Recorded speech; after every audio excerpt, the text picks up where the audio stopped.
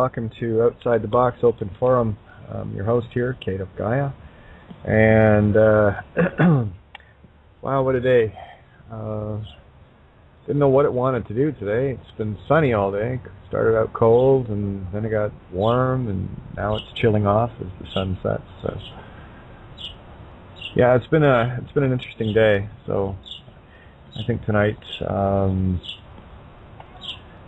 put the call out to. Got a few things I want to kind of go over. It's been an interesting day. Lots of introspect, retrospect. I saw an interesting word posted in the Skype chat room. Loving stuff. For those that do want to get involved in that chat, it's a glorious room. It's full of amazing people, amazing awakened people. Just get a hold of me on Skype. If you don't have it, you're missing out. You really are. Yeah, you can get a hold of me easily at katie.renee.thompson. That's KATIE.RENEE.THOMPSON. And send me a Skype contact request. I'll know it's somebody that knows me. It won't have anything tagged to it like looking for my dream woman and all the rest of it.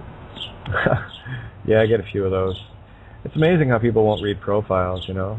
I don't know, I should probably just really spell it out for them. Not interested. Tag me and I'll block and report you for it. That's how it works. So it's just incredible how people look past, you know, the needs of others to fulfill the needs of themselves. And one of the things that I've been working on of late is fulfilling my very selfish need to give. And it is selfish. Oh, it is so selfish. It's one of those wonderful things in my life that I've always been able to do, and do it freely, because it makes me feel good. It's always made me feel good. It didn't matter. Times of lack, times of abundance. There was always something to give, always something to share. And of course, you know me, I put everything in the mirror, and when you have this almost obsession to give, it is a very selfish and selfless act at the same time. They're both, you know, fulfilling. I guess one would observe them as being needs. You know, I can think of worse needs to have, to be honest. But that's it. That's the bottom line. And again, with a lot of retrospect, and I know you guys that are tuned in, probably doing a lot of that over the last few days. Had a really good chat with Vicky today, and such a good friend. I'm so fortunate to have, you know, someone that I can just sit and, you know, shoot the shit, just be me. No expectations. No being needed for something other than just sitting there and, you know, sharing some time. That's kind of a neat thing too.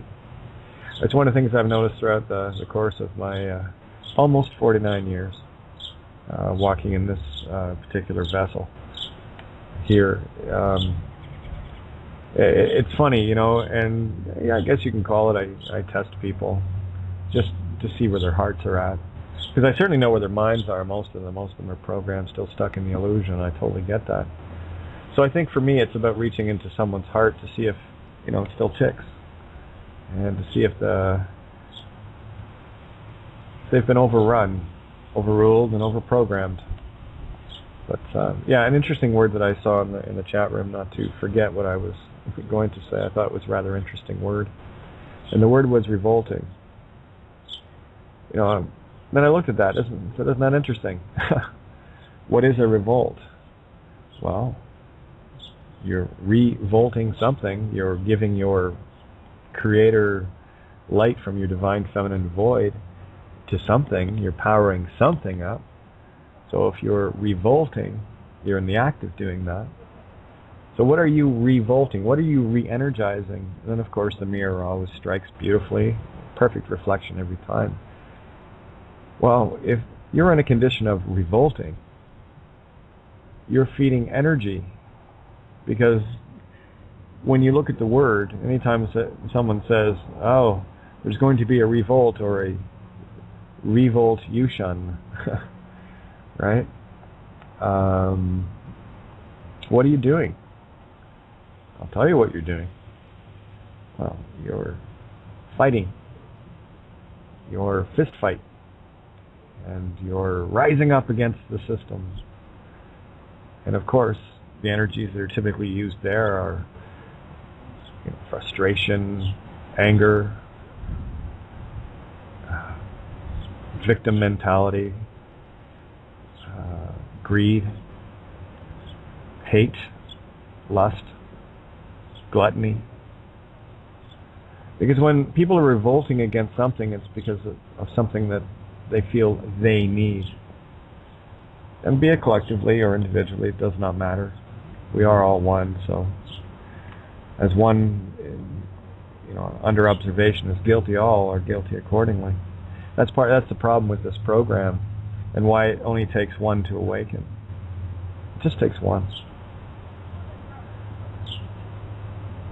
Because when that one does awaken, this is one of the things that I observed in the movie Cloud Atlas, or Atlas Cloud. Actually, I should probably look it up, but I think it's Cloud Atlas. Yeah, a free download. I did have the link. I'll pass it into the room when I can locate it again. And very grateful. Again, with me, it's about being in the now. Give you an example, and the individual that knows the relevance of this will know what I'm referencing. And, Yellow Brick Road stuff. Of course, I'm always looking, right? And just to see what I can see and what the metaphors are. I'm going to come back to Cloud Atlas for a very particular metaphor that is displayed. I think a lot of you guys will get it, absolutely, because you've been tuned in for a while. But I just think it's quite funny as to how blatant things are being made, if you can see them. Oh, where was I going? Oh, yes, the relevancy of something observed when I headed out. I guess it was around just after noon here. It's 7 o'clock now. As I was traveling down the road, just, of course, being in the now, I glanced to my left, and as I was going through an intersection, four-way stop thing, and as I looked to my left, I saw a van a ways down the street, and on the side of the van it said Higgins. I thought, oh, isn't that interesting? And then I, of course, looked ahead as always. I like to check everything as I travel through intersections. You never know what kind of activity is occurring, and people don't notice the big double-cross octagon with the stop in it. And then as I glanced up, I saw a sign that said "Share the road." And so that's kind of what I want to do tonight. I want to share the road, and it's a very poignant, very relevant thing. Yeah, it's been a day. Getting back to Cloud Atlas. For those that haven't seen it, I highly recommend it, and I'm going to give a few things away, but I need you to, this is my need, I'm being selfish again. I need you to see some things, and I'm trying to clarify this road as best I can, as I see it, and others do. One of the characters' names was Sun Mi. In this particular aspect of the movie, it goes, it's pretty scattered. But when you start to get into it, and it's a lengthy movie as well, but when you start to get into it, you start seeing layers and interweavings of lives, shared, experiences, lifetime after lifetime. And for me, it was, can you see the lesson of each lifetime, and are you still missing out on it? And there was a beautiful scene. Susan Sarandon, she's one of the beings in this. Of course, Tom Hanks and a handful of others. It's got some great actors in it, without question. This one character, Sun Mi, Korean girl, beautiful girl. One of her characters was effectively like a slave girl. cloned and regenerating these clones. And as soon as they reached a certain age, they went into what was, I think it was something along the lines of exaltation or ascension or something like that. Excuse me, very reminiscent of Logan's Run, but on a much more obvious slant, if you will. When they reached a certain age, of course, they dressed them in white and they proceeded to walk them through these doors, like the cattle doors with the plastic splash doors that you can walk through. They're like plastic strips hanging down. Nothing magnanimous about it, but these individuals, not knowing what was awaiting them, were effectively treated as cattle, and that's exactly how they killed them. They would lie to the being and say, this is to take off the collar. By the way, if there was any dissatisfaction with the worker, there was a collar on the neck with just enough of an explosive charge to blow out their artery. Nice, huh? Yeah, just like cattle, bleeding them out. The analogies are quite extraordinary, and they're quite blatant.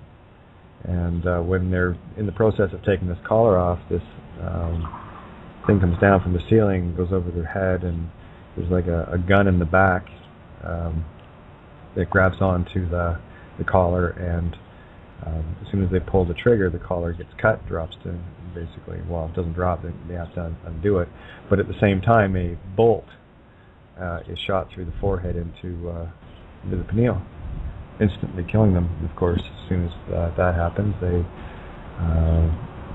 seat that they're sitting in lays back, and it's just like processing cattle, and I mean that quite literally. When you see it for what it is, for the allegory that it is, what it's trying to tell you is you were merely cattle getting put through a grinder. And one of the things that this Sun Me did was she awoke.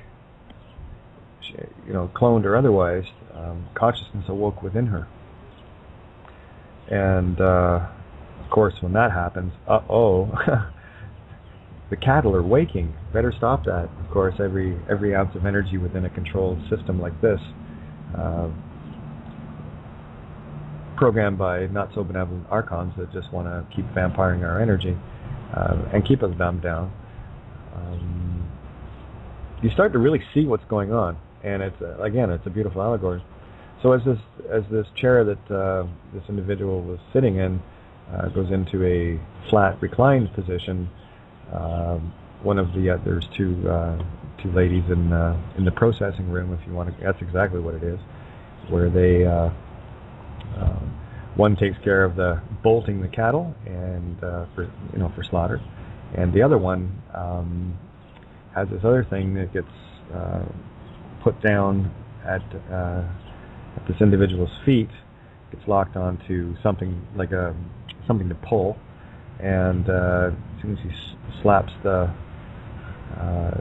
on the top of this thing, knives come shooting out through the Achilles tendons, and then just drags the body into a enclosure, and the next you see what happens after that. It doesn't go into great detail, but it gives you the whole. Here's what we do to cattle processing, and here's what we think of you processing for all the sleepy masses that just get regenerated. Because one of the things that the lives of these clones were basically 18 hours a day working, and they were given something for food, which was called soap. That's what it was called, soap. And it was in a drinking box, and they would use a straw to have their soap in the morning and have their soap at night. And as it turns out, it's recycled clones from before. So they're consuming themselves cannibalistically. For me, that was the representation of what money is. That we are, feeding off each other pariahically in the form of, money, which is the one eye, the evil eye. And of course, as I've made it very well known, that all the money that is created is not worthless debt. It is priceless spirit. You know, and of course they say they make it out of thin air. Well, what is thin air? Thin air is ether, spirit. The clues are there if you can see them. And excuse me. Getting back to the cannibalizing aspect, when we take these Federal Reserve notees, no less, and use them, that's what we're saying. That's why it's the world reserve currency. They want everyone feeding on each other. So it's a cannibalistic act spiritually. And the more that you chase after it, obviously the more cannibalistic you are. So I'm just trying to put it out there as far as what it really is and what it really means. And a lot of people simply can't handle this. And that's okay. I've watched people walk through my door, you know, my whole life. I've watched them walk through my door. And as soon as they get what they need from me, I'm of no more value, so I get processed. I get moved into the bolt chamber, and I get recycled. And that happens time and time and time again. And now, as a neutral observer, I know what it is. It's not, you know, I can't take it personally for crying out loud. That would just be silly. But there are parts of me that say, why? And what in my mirror do I need to see? What do I need to reflect upon? That's why they call it reflection. When you actually start looking into your own mirror to understand who and what you really are, and what you're doing. What is your purpose? Why are you here? And what are you here to learn, and what are you here to teach? What are you here to remember? And do we continually keep going through this recycle, the recycling of spirit? And I know for a fact the Archons are not liking us right now because we are dreadfully close to that twinkling of an eye. It's the only thing I sense. It's the only thing I sense coming at all. Be kind of pointless to be thinking of anything else now, wouldn't it? You know, so, but again, this is, if we look at our lives and, you know, what the meanings are and why we are actually, you know, associating with certain individuals, you know, why we get married, have kids, who we work with, who we associate with during work and after work, and we've been very well trained, myself included. I've just kind of broke the program, like Sun Me did, and I start to see things for what they are. And of course, as a net result of that, I have watched as so many fellow Earthlings in their own programming become so consciously agitated. You know, my crime, oh my goodness, was peace, love, truth, and honor. That was my crime. And that does not sit well with this system, oh, I assure you. Because what happens then is you end up infuriating those that are still trapped in the ride, where all they see is material wealth. What they see is what they think is real, which is not. It's just a hologram. And I dare to step outside of that. And of course, I've already talked about there's only 3 steps they go at. Step 3 is null and void, because I have no oaths with, you know, their system. I am in exile. I am excommunicated from all consent. Because consent is not consent if there was deception. It can't be. I don't care what any of these foolhardy governments and politicians and lawyers and judges and cops say. I don't give a shit what they say. If there was deception, there is no contract. There can't be. Regardless, you know, got to tell you, sorry, I'm just gathering thoughts here, so please bear with me. I'm kind of in a zone right now. I just want to get as much of this soliloquy out as I can. while I can. Okay, so step 3, they can take you out. Okay, that only applies to the sleepy sleepies and the ones that have sworn allegiance to worship Marduk, Moloch, Baal, whatever the hell you want to call their Bible entity. Their God, right? The Government Ordnance Department, as Zoe puts it. Yeah, so that you can call them whistleblowers, you can call them whatever you want until they wake up to who they are. They move from step 1, which is step 1's the easy one. This is how you can get the most people, and that's to buy you. You know, what is your price? How can I, provide enough wealth and filthy lucre and cannibalistic pride to you? How much will it take for you to not bother? Not wanting to pick up and take on this illusion. What is your price? Many people have one. Oh, they're quite willing to sell out for, holy shit, peanuts. Even these guys, the so-called wealthy politicians, all they're saying is they're the biggest vampires and cannibals of us all. And to be the most pitied at that point, because they've got their deals with the devil. They're bought and paid for. These are the purveyors of war. These are the purveyors of destroying people's lives, murdering children, etc., etc., etc. The list goes on. They haven't got a very good resume. Well, in this world, obviously filled with the insanity, it's filled with their resumes shines. They're doing exactly what the archons want them to do, and unfortunately, they don't see it, and they don't see that they're preying on their fellow, trapped consciousness, and in the process are just entrapping themselves even further and deeper and spiraling downwards. I just chose to not go there. So part 1 is easy. That's easy. Vast majority of people on this planet, most assuredly, can be bought. They have a price, and for some it's cheap, and for others it costs a little bit more. So let's take some of the whistleblowers within governments and whatever, excuse me, that actually wake up to the point where they get rid of the invocation of the oath that they swore, based on the simple fact that it was one given via non-disclosure and deception, where they were led to believe something else.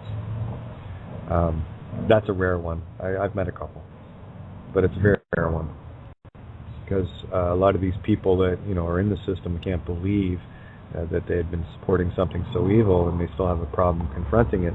And then you move into step 2. Step 3, again, as I said, they'll take you right out, like meat stick drop. Okay. Step 2 is the interesting one. Step 2 is where you separate the wheat from the chaff. This is where you get to see what you're made of, right? This is your cross to bear. Of course, again, there's your 3 crosses. Thieves on either side. Kind of neat how this works, eh? Fist fight, hold the light, carry out the dead. Step 1, 2, and 3. How the control mechanisms work here. So if you dare to be in part 2, where you can't be bought and you have no oaths, well, what they do then is to see just what you're made of. And they'll come at you and they'll do all manner of things. They'll destroy your family. They'll disparage you. They'll rake your name through the coals. They'll spit on you. They'll despise you. They'll remove all forms of support. Of course, friends and family. Those are the first to scatter.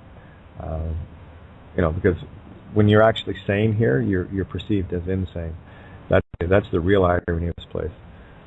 And they do everything that they think they can to remove all means of support from around you and to try to destroy you emotionally. And this is where you get to see if you're the oak that can bend, or you're the bamboo that, as soon as the first typhoon hits, you break and scatter. This is where you get a chance to see just what you're made of. Are you a hardwood, or are you a weed? Are you strong enough to bend? And for a lot of people that can't be bought and can't be taken out, there are a lot of people in that middle ground carrying that bearing that cross of light, their own light within. And in some cases are successful. They break the will, and where people invariably, in terms of survival in this physical realm, they got to do something, right? But they still don't know who they are. This is the trick. They still haven't got a real good idea who they are. So while they're in the process of being broken, they can decide to forge ahead and stand on that ground of absolute, not buying it. Or they can come back in and start utilizing bits and pieces of it, in order to survive. It's like even hearing from my own daughter says, go get a job and do this and do that. And again, with not being able to communicate for, case of Sue and the girls, communication, it's been a year now, where it's pretty much been one-sided, and the only thing I did get back wasn't the most pleasant. So, and that's okay too, because I know where it's coming from. So it's I don't take that personal either. I look at it for what it is, and then I start questioning, who everybody is, and what role are they playing in my particular drama of this stage show called Earth. So there's some of us,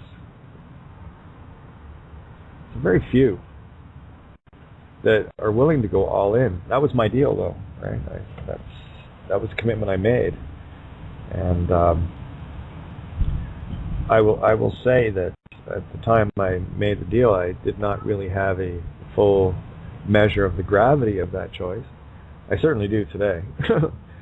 To a greater or lesser degree, it doesn't matter. Let's just say it's being all in, baby. That was a tough one, but all in I am, and I am at the literal mercy of this planet, and quite happily so, because I know that I'm holding one very precious piece of the puzzle, and I will not yield it.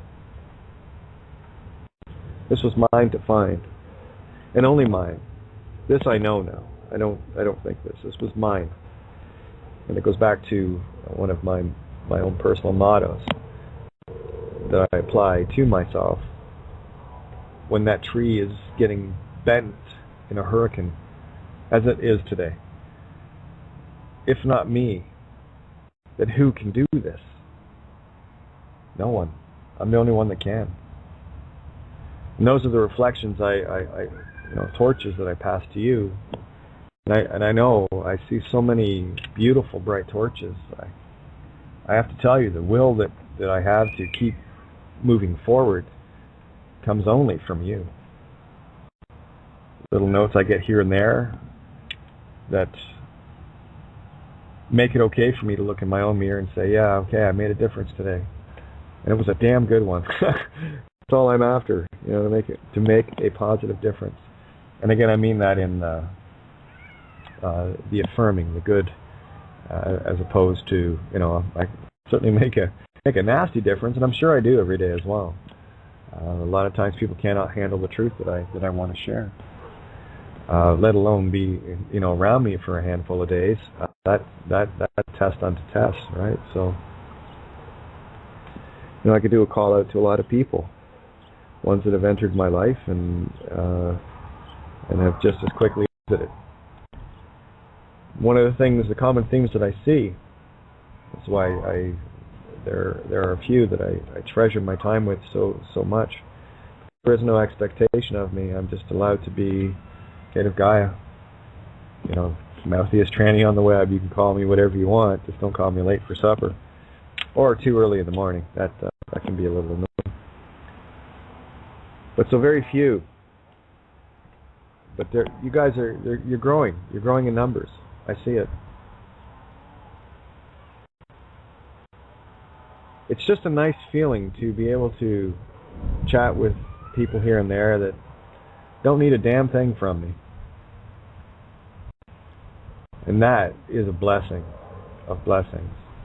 As I was saying, people, I've had many people, I've lost count of the people that have come into my life, want to be my friend.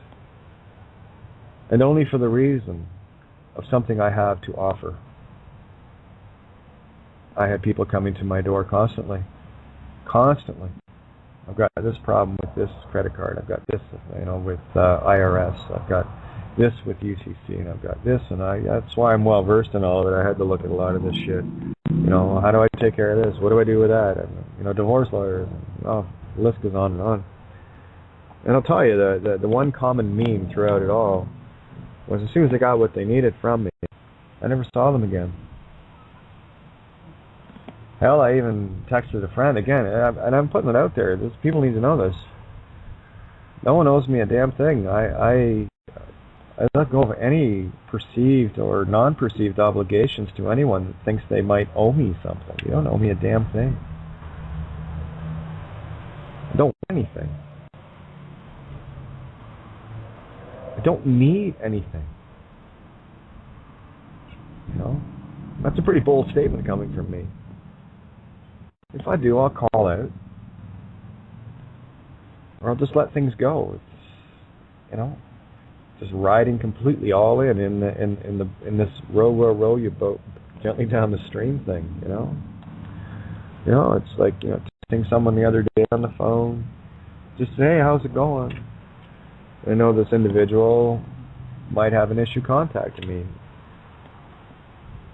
based on circumstances. There's no issue there.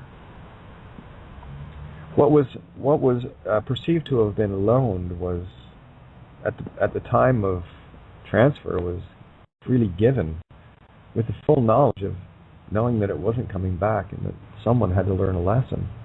Someone had to learn to fail all on their own. And I'll tell you what it cost me. Doesn't matter who it is, but I'll tell you what if you want to talk in terms of money, it cost me the last silver I had to the tune of 10 grand. Got a little bit of it back, but there's no debt there. It's one of the things that I was observing of this individual, who I love dearly. They need to know this, but I also need them to see the mirror. Was it something that they were trying to do for me, or was there a non-disclosure of, I need this from you, but I'm going to make it look like I'm your friend and go from there? I'm not saying that they weren't. But again, I look at this place entirely different, I think, from a lot of people, and I see a lot of juvenile, very childlike bickerings that people have. That they won't take full responsibility for their godhood. And as soon as something goes south, the first thing they're doing is looking outside of themselves to blame others, instead of taking responsibility. Well, I used to have this and that and the other, but the individual I was working with, cost me it all. Really? Okay, well, here's your opportunity all by yourself. You say you're the whiz. I'm going to take you at your word. And I'm also going to take it from the viewpoint that there was no deception intended. Or no non-disclosure of motivations. Why was I your friend? Why am I your friend? And it was funny because there's a lot of background to that, but I thought it was a very valuable lesson, and I was very happy to gift what was needed in order for this being to hopefully see the lesson for what it is. All I thought was, well, this individual needs to fail all by themselves and take full responsibility for it, or they're never going to take responsibility for the things that they failed at before and blamed others for. And if I have to be the catalyst for that, great. I'm a hell of a catalyst. Hell, my name's got cat in it, you know what I mean? So it's okay. And these were very, very uncomfortable, lessons for me that I'm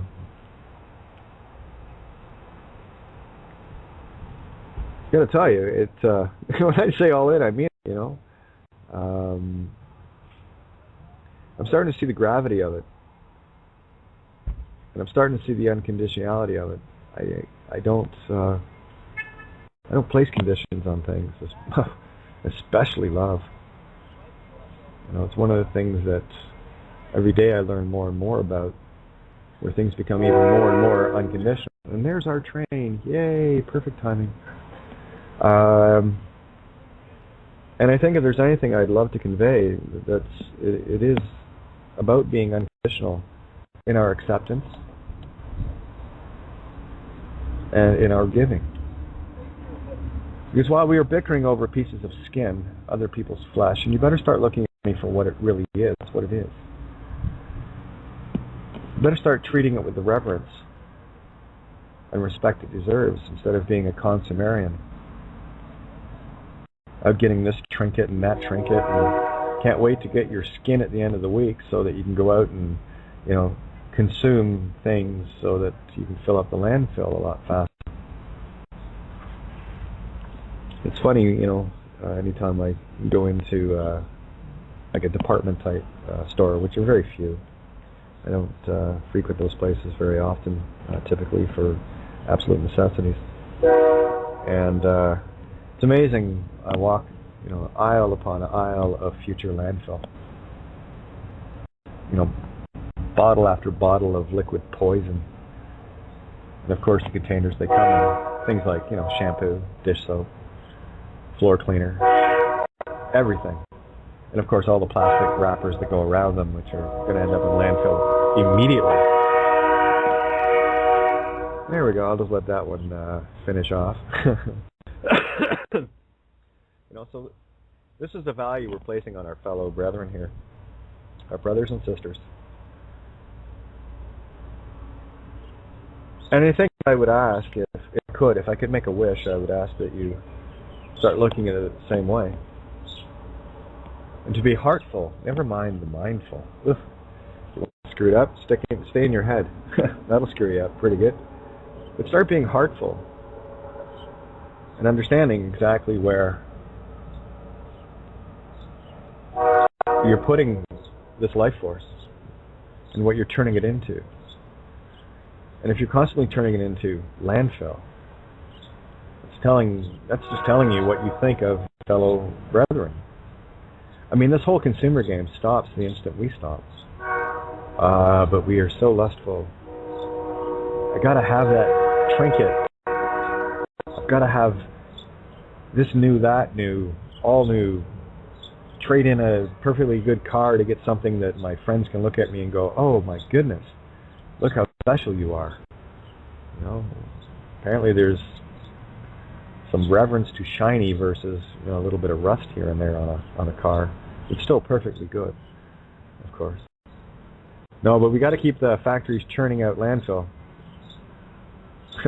That's all they're doing. You know, when you go to work, you know, producing, lording, pro-lording, for lords. You're doing it for the Lord, their Lord. Oh, you didn't look at it that way, did you? That's the problem with this language. When you start seeing it for what it is, you start puking a lot more. Thinking, oh my God, look what we're doing to ourselves. You know, so, you know, you're in production lines and assembly, of course you're making, like, especially those that are working in car manufacturing, making crazy wages. And you know, people wonder why, you know, cars are so expensive. Well, I'll tell you, it's based on the monetary inflation that the master of masters called banks that own your sorry ass. Yeah, that's what they want. They want you producing. They want you producing on a vast scale while we continue to prey on each other, rape this planet clean of all its resources. And for what? So that we can walk through a lifetime after lifetime after lifetime dropping meat sticks, never discovering who and what it is we are. And we do it with glee. We head to the Wonderlands and the Disney Worlds and all the rest of it. Just, you know, we get our week or two off every year, you know, where you get to not be a slave for a week and go off and spend all your hard-earned money on crazy things. I know I've done it. Been there, done that. Just stop doing it, that's all. when you start to see the folly of what it is we are doing, you start being a lot more heartful, realizing what it is we're doing to pillage each other. As we get up every day and we have our container of soap, where we suck back the force of each other. And we do it with a smile, and we do it in complete ignorance, and we do it because, well, this is what we're supposed to do. This is what we've been indoctrinated into. This is how this hologram runs. Where the deceivers have come in and deceived us to the point where we're preying on each other. And Zoe said it beautifully the other night, you know. This system doesn't have to do a damn thing. It just has to sit back and go look at them. And they just suck back our life force, our beautiful, divine, creative energy that they covet so much because they cannot create. All they can do is take a creation and alter it into a deception. That's all they can do. Can you see it? Can you dare to see it? And I thought it was very interesting as well that this character's name was Sun Mi, who became, you know, a god-like figure in the future part of Cloud Atlas. And it covers the gauntlet from time of sailing ships up to future where Earth is in a bad way and basically desolate. And there are characters like Atlanteans that have these really futuristic ships and whatever, coming to trade with those that are, you know, living on the last of the green lush areas. And it's very interesting how man has been separated, both from nature and by way of technology. Won't ruin the ending, but I highly recommend it.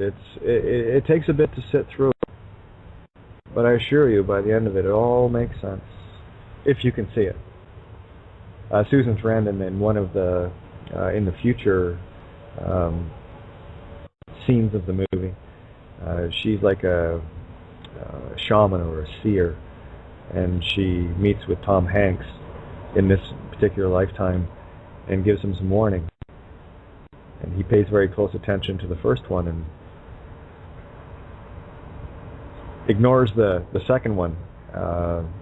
Does exactly what the opposite of what it told him to do, and it all turns out well. However, it was quite a hair-raising experience to see that, and it's a lesson of vengeance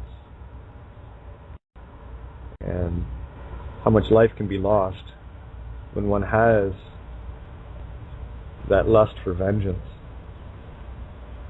where you're revolting. And there's that word, if you're revolted by something, you're sickened. Yet when you're revolting, you're somehow committing an uprising and going in the face of your enemy. You are no vengeance. And exactly that energy is what the Archons feed on. They love when we kill each other. Oh, and they love us feeding on each other spiritually, because we don't know who we are. And I know with my own walk, my own steps, every day I get to know more and more of who and what, and more importantly, why I am. And I take a full measure and a full reflection. And I'm very scathing on myself. I don't let myself off the hook with any thoughts. And as soon as something comes up that needs rectified, I deal with it immediately. And there are still many questions I have that are unanswered. And that's okay.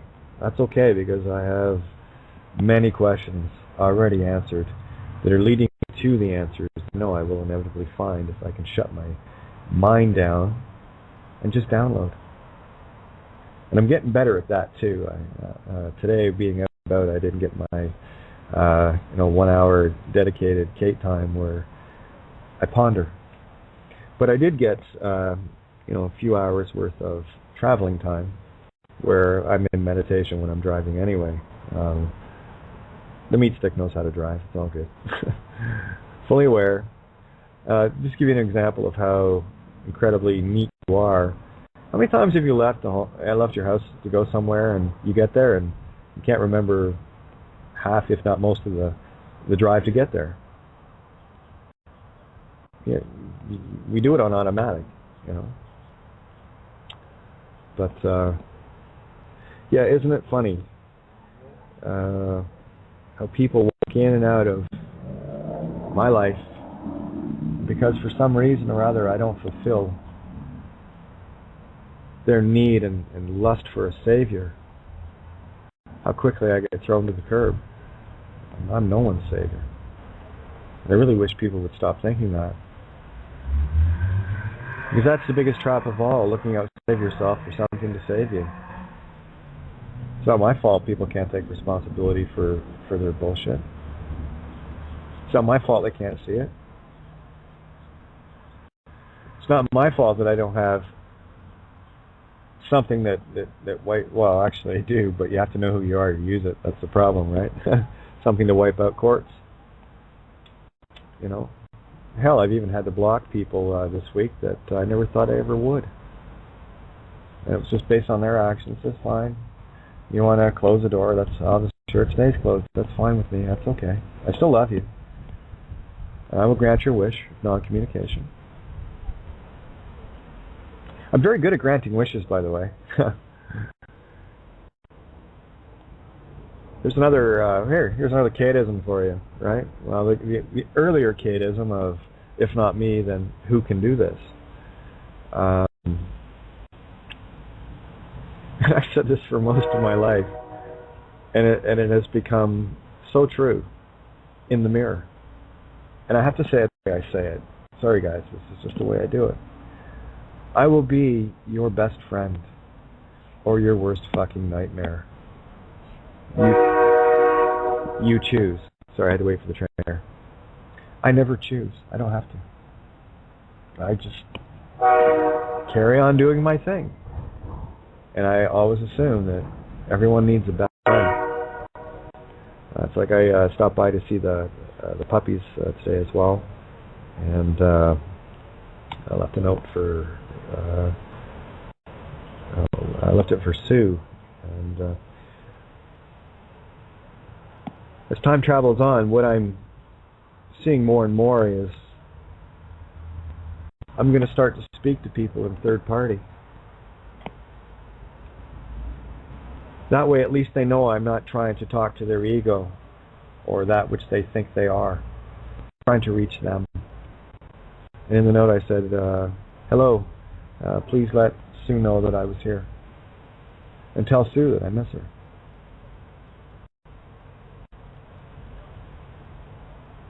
All third party. Because I assure you, I know the tricky little bastard when I see it. I know when it rears its head. And I'm very, very, very heartful and mindful of the program that we all inherently have. Just how much control have you got over that mad dog, or has it got you cornered and growling at you and you're groveling in fear? Because that's exactly what it's designed to do, to keep the lower vibrations, to keep you in the game so handily, and they do quite a good job of it. You know, little examples, and I saw a lot of it today on the highway. You know, people just wanting to be first. You know, ramming themselves in front of you, or you know, up the inside on an off ramp to pass you. This kind of stuff, you know, that tells me all I need to know. You know, people weaving and, you know, cutting others off, and you know, that's the competitive competition program that's running rampant, where you'll claw over the backs of others to get what you want, to satisfy your needs. I used to get frustrated because that's one of the things I would never do. I patiently, it's no problem. I'm going to get where I need to be exactly when I need to get there. So I'm not going to fret over being early or late. Doesn't matter to me. I'm going to be there in the now. Takes all the stress out of it. You know, and coming from a Gemini, that's saying a whole lot. You know, we're not the most patient type. And it takes quite a bit to master stability, stillness, with a mind that just is incessant and will not shut up. You shut up, and it does. But I got to be fairly forceful with it to shut those down. But anyway, yeah, I find it very interesting. You know, when people show up with this, I'm going to talk to Kate, and and again, I have certain entities in mind when I say this. These are the observations. They need not be named at all. Sort of like, good example this week. I was contacted by someone who could have contacted me, you know, a day or two, you know, before that. But as it turns out, it was something they needed that day. You see, it wasn't, you know, the fact of getting hold of me. It had nothing to do with that. It was the fact of what I have that people need from me in order to satiate what they want. And then, of course, I get accused of my way or the highway, that's a mirror. Okay, so if it's not my way, then it has to be your way. So it's your way or the highway, I see. Okay. All right, that doesn't sound very fair or balanced. But it is what it is nonetheless. I just thought it was very interesting that I'm not worth just getting a hold of to say hi. Has to be for something. Has to be because someone has a sense of loss that they're trying to recapture. And apparently, in some regards, I'm the only one that can give that. I find that rather humorous. You know? Like people actually having the audacity of saying, oh, it doesn't matter what Kate thinks, she's just along for the ride. Without realizing that I'm the fuel for that ride. Isn't that funny? Yeah, that's quite a mirror reflection. Guys, you know when you can chime in here, and tonight I need you. I have to say thank you to the individuals that take time out of their day to write me notes.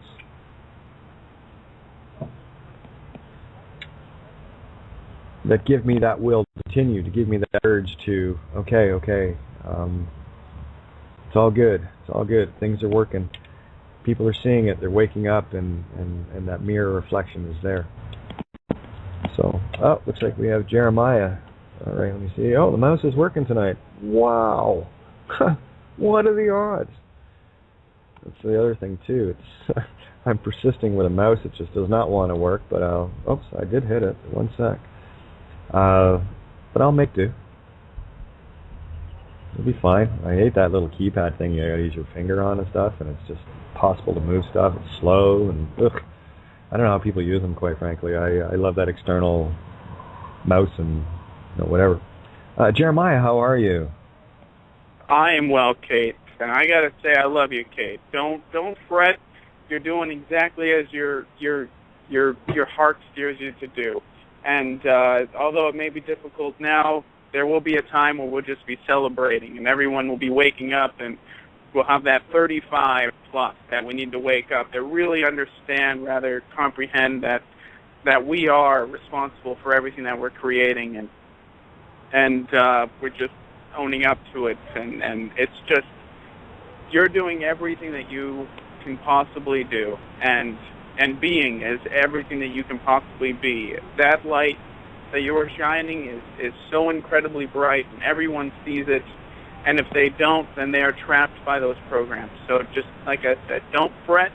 You're beautiful, you're doing everything, you're being everything you could possibly be.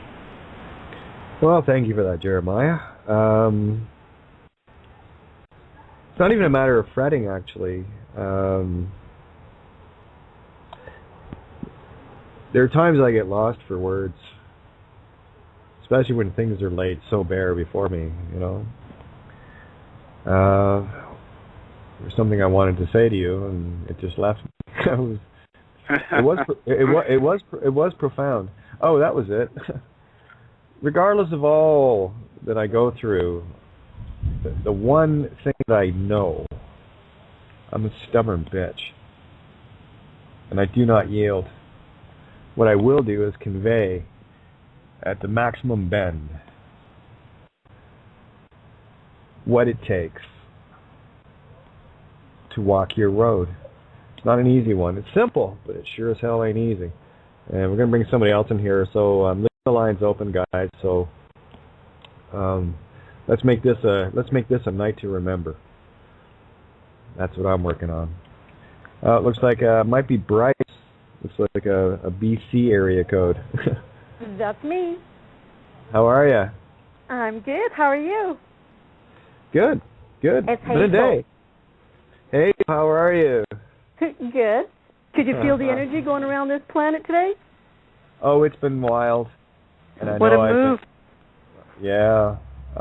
The thing is, I've been away from the computer, so I've been a little out of touch in terms of what is going on. Haven't had a chance to catch up. I got back here literally at a 6:15, and of course had to come in, get everything set up, and then go out, move the car, and come back in again. So that's normal. Timing is everything, apparently. And so I really didn't actually get to the computer till about maybe 20 to 7. So there was really no forethought. But I'll tell you, with the ponderings of the day, filling 2 hours I know will not be difficult tonight. But how about you guys expound on what you saw today? What my eyes that you have. It was the energy from the march. 500 to 1,000 at each spot, people chanting and moving, and then there's 3 or 4 of us at the background going, no, this is not good. This is not good. So we had one, we're not chanting, we were singing, and we were clearing air. One's clearing air from the north, south, east, and west, and I was clearing air, and we're like, no, they're feeding hate in here. Yeah, what was going on? Down.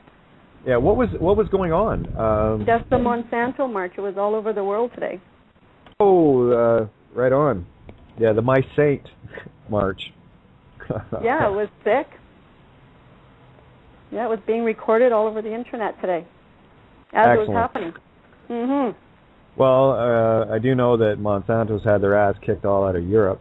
So, and of course, I forget who came on and talked about it, but Monsanto has had 3 or 4 name changes since its inception, I believe, around 1918, or maybe a little earlier than that. But, great interview yesterday with Janice Barcelo and David Icke, and David was talking a little bit about this. Not a whole lot with regards to Monsanto, but what he did, he outlined the purpose of it. And it's really... When you understand that you're not the meat stick, that is your vessel, and that you are the captain of that helm, when you understand that, none of this stuff affects you. Because you program your own DNA. You just got to override their program and say, no, I'll take care of my own business. Thank you very much. And for those that aren't awake to that, what happens is the things that they're ingesting that are, see what I mean? Great, eh? That are genetically modified are actually altering their DNA. Yeah. And it's insidious. And it's I'm just so very grateful that so many people are awake to what's going on, and there are more than enough people to end this. Already. We've already crossed that threshold, that critical mass. And what's happening is the only thing I can sense right now is those of us that are holding the line, literally holding the line. It's a thread with bleeding knuckles, if you will. We're holding that frequency high enough where it's giving the universe and the void below us enough time to bring others up to it. But guys, if you can, fill me in a little bit about what's been happening, and it was all around the world, yeah. Yeah, well, I guess Canada's gotten pushed to shove over onto Europe. And they're saying if you don't comply. We're pulling all this stuff out. And sorry. We're not going to support Europe. Oh, there you go. Yep. So isn't that interesting? Canada's become the bullies now, yeah. Well, it always had to be Canada. You know that, right? Because Canada has well, always with the breadbasket. Well, not only the breadbasket, but so Europe is saying we're not going to buy anything from Canada. Is that how it works? Mm-hmm. They've blocked Monsanto. There you go. But Monsanto has a different name in each region. Right. Well, again, it's you can call the devil whatever you want. A rose by any other name. It's still a rose. It's going to get plucked. So, you know, they can try their little dodges here and there, but you know, the people, there's enough high vibration now that people are starting to put the proverbial foot down. Really, all we have to do is exactly what you said: is hold the peace. Yep, zero balance. Yeah, transmute that anger, that hate, and all the rest of it from the. And I'll be blunt: the childish ones that are still fighting in the sandbox over toys and whatnot. I was there, so I that's why I can see it. I know exactly what it is because I experienced it. So I've moved past that. When you first came to the forefront and opened your eyes and said, "Oh hell no, nobody is doing this in my world," and you stood up, put your fist out, and walked forward, and then you went, "Whoa, not the right way to go." So then you got to change your intent, right? Exactly, change the intent, where it will change just on that alone. You know, and that's what's going to happen. A lot of people are going to start waking up, and they're just going to go a little crazy. Mm-hmm. And we're going to have to say, no, slow down. Yep.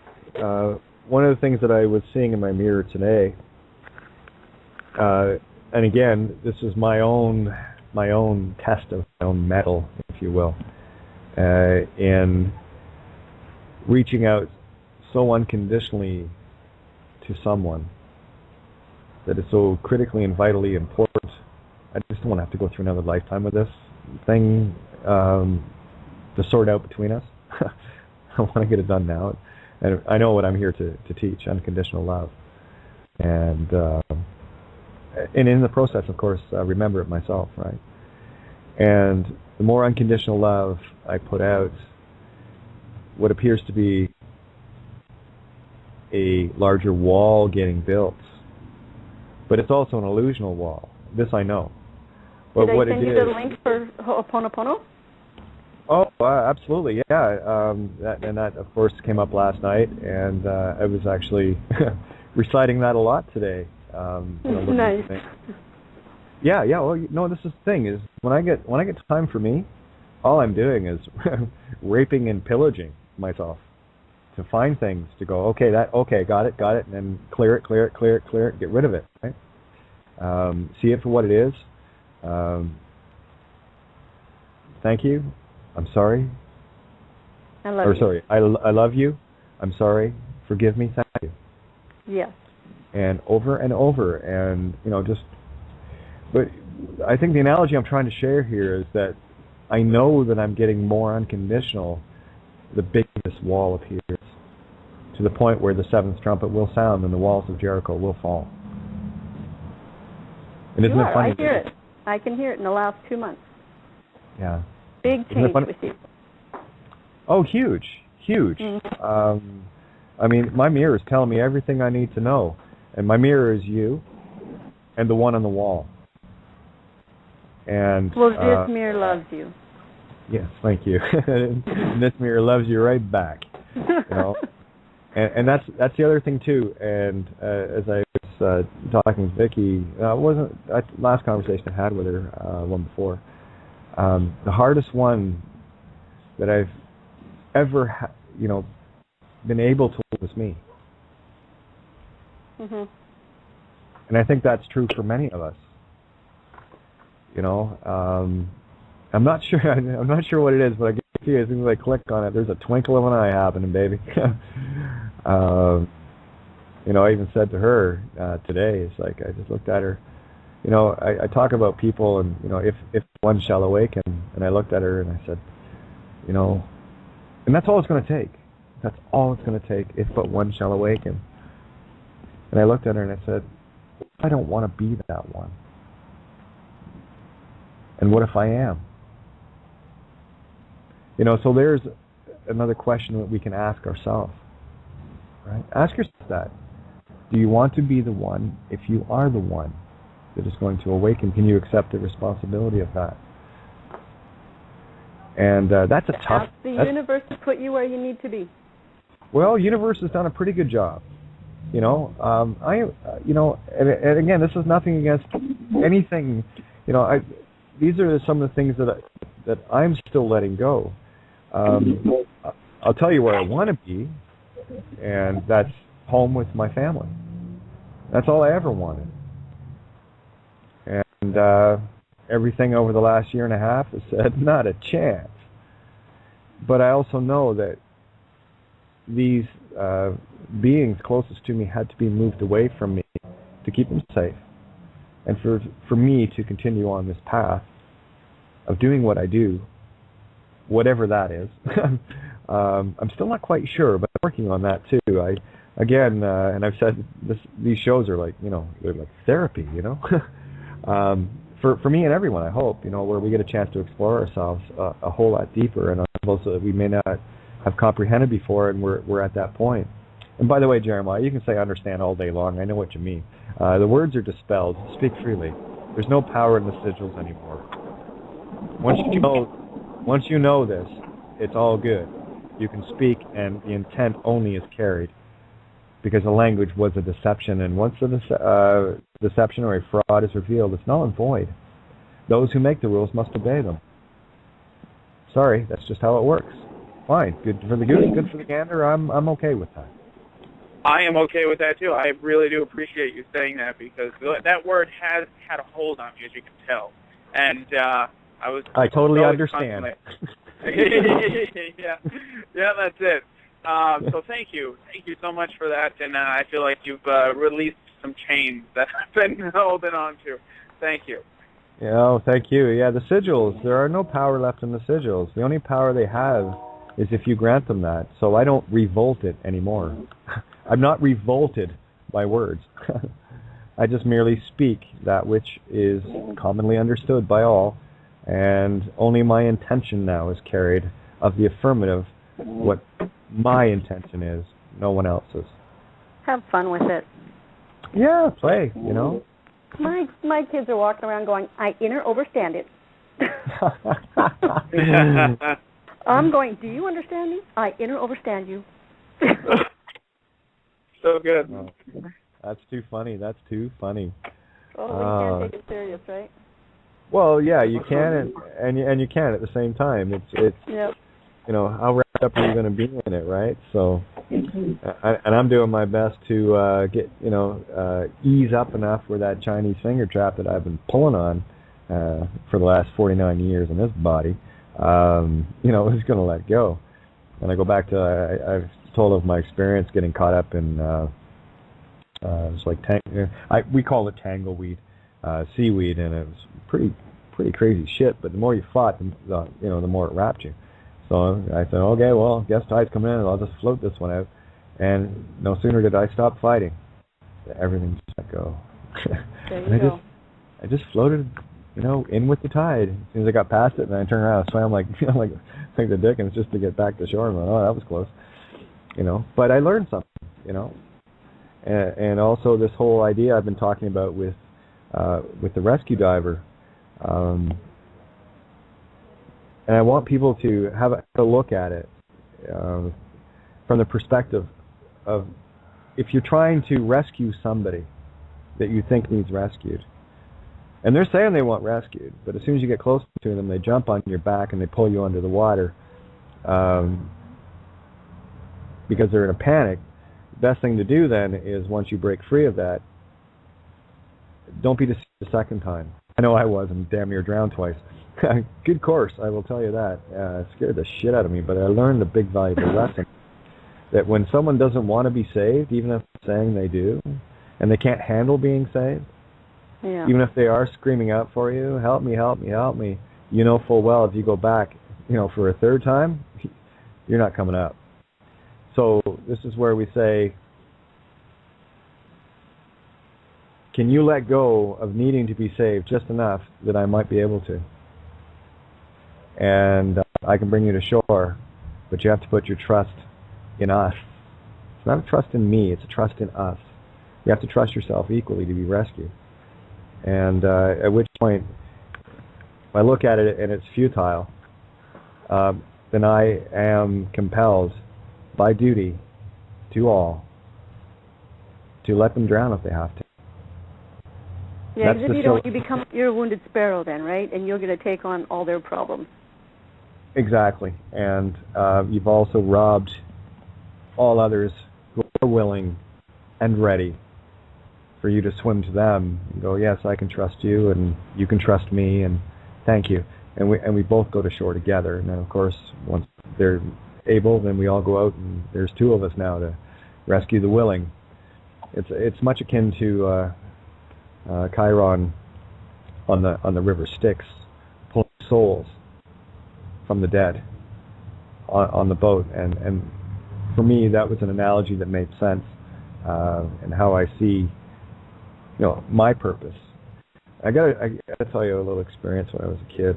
I remember we were playing out in the playground. I think it was grade 2 or something like that, and you'll find this quite funny, I think. I was walking along the playground, and of course there was a couple of slides. It was a slight hill, great for sliding down. And this one kid, I can't remember who it was, but anyway, they came sliding down, and we're just about ready to wipe out. And I was right there, and I was able to catch them and stop them from falling and whatever. And I thought that was a really cool feeling. And they were like, "Wow, thanks," So what did I do? For the next number of recesses while the slide was there, I went on rescue duty, just to make sure that I'd stay close enough in case anybody had any problems, that I'd be there to catch them. And as it turned out, that was the only one that ever required saving. Isn't that neat? But it set an ideal within me at that time, gave me a sense of purpose, and it worked with me. It felt good, and of course I felt great. They felt great. Oh my goodness, win, and I kind of like hanging out in that vibe. But again, there has to be the willingness to be saved. Yeah, you have to be careful for the ones that keep calling to be saved, and they don't budge. Mm-hmm. Well, that's where I'm at now over the last couple of weeks. I will say the chats that we've all had have been most profound for me, in what we're sharing, right? Regardless of what I say, this is a full-on communication around the table, where everyone's perspective matters to me. In a greater sense, actually, everyone's perspective matters more, because it's an external. I already know my viewpoint. I want to see how am I looking at it from your eyes, and how are you looking at it from mine. Because we are all of the one consciousness, just different perspectives of it, little sparks of the all spark. And we got ourselves in the right kettle of fish here, eh? Hell of a game.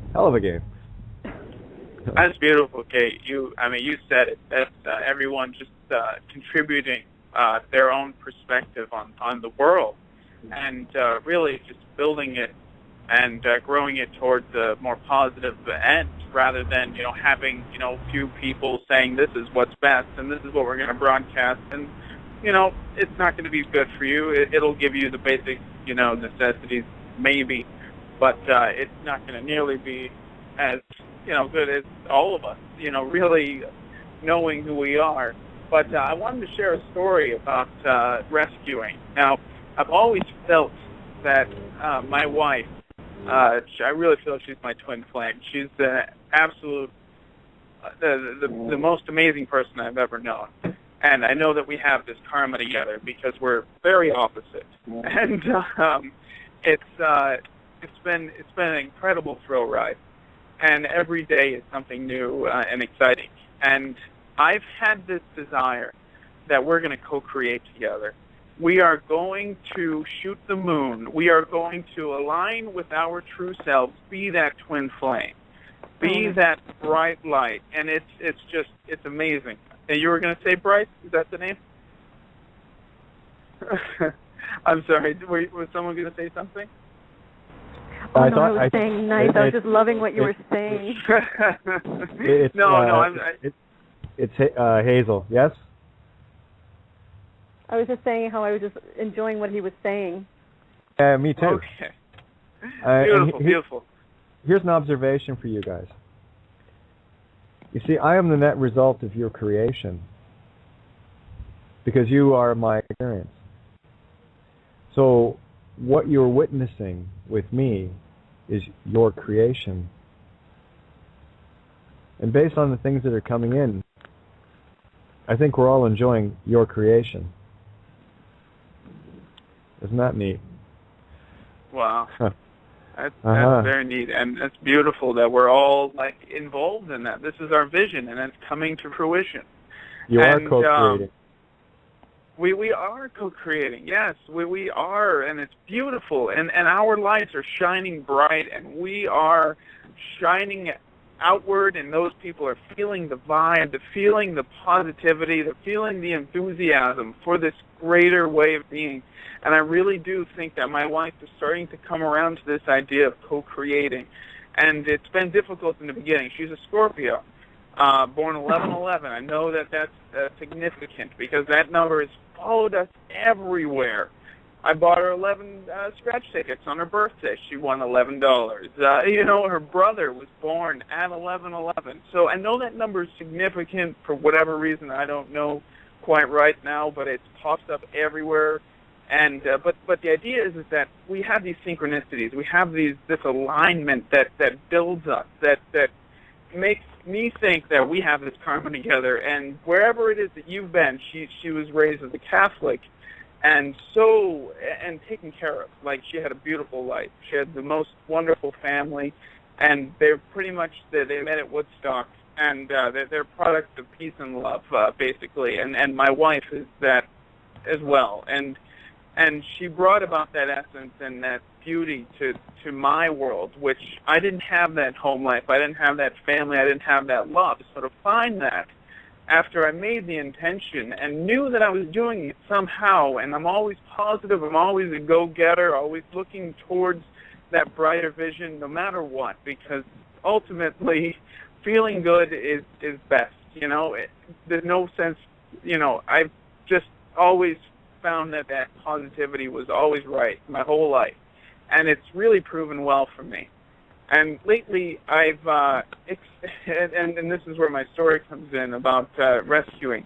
I recently have a job right now where I have to work a certain amount of hours to acquire health insurance, and my wife, she's really understanding that health insurance is necessary.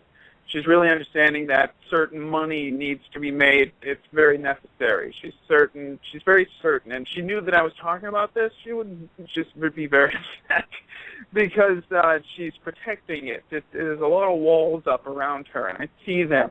But I also see that cry, that asking, because I see her breaking away.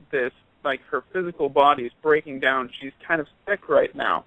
She's manifested, or rather, maybe we've co-created this throat problem, where and I believe that's the throat region, the chakra center, the communication. Maybe she's not telling people what they should hear. She's breaking down all of these levels, her emotional, or physical, and mental, to strive towards this American dream, quote unquote.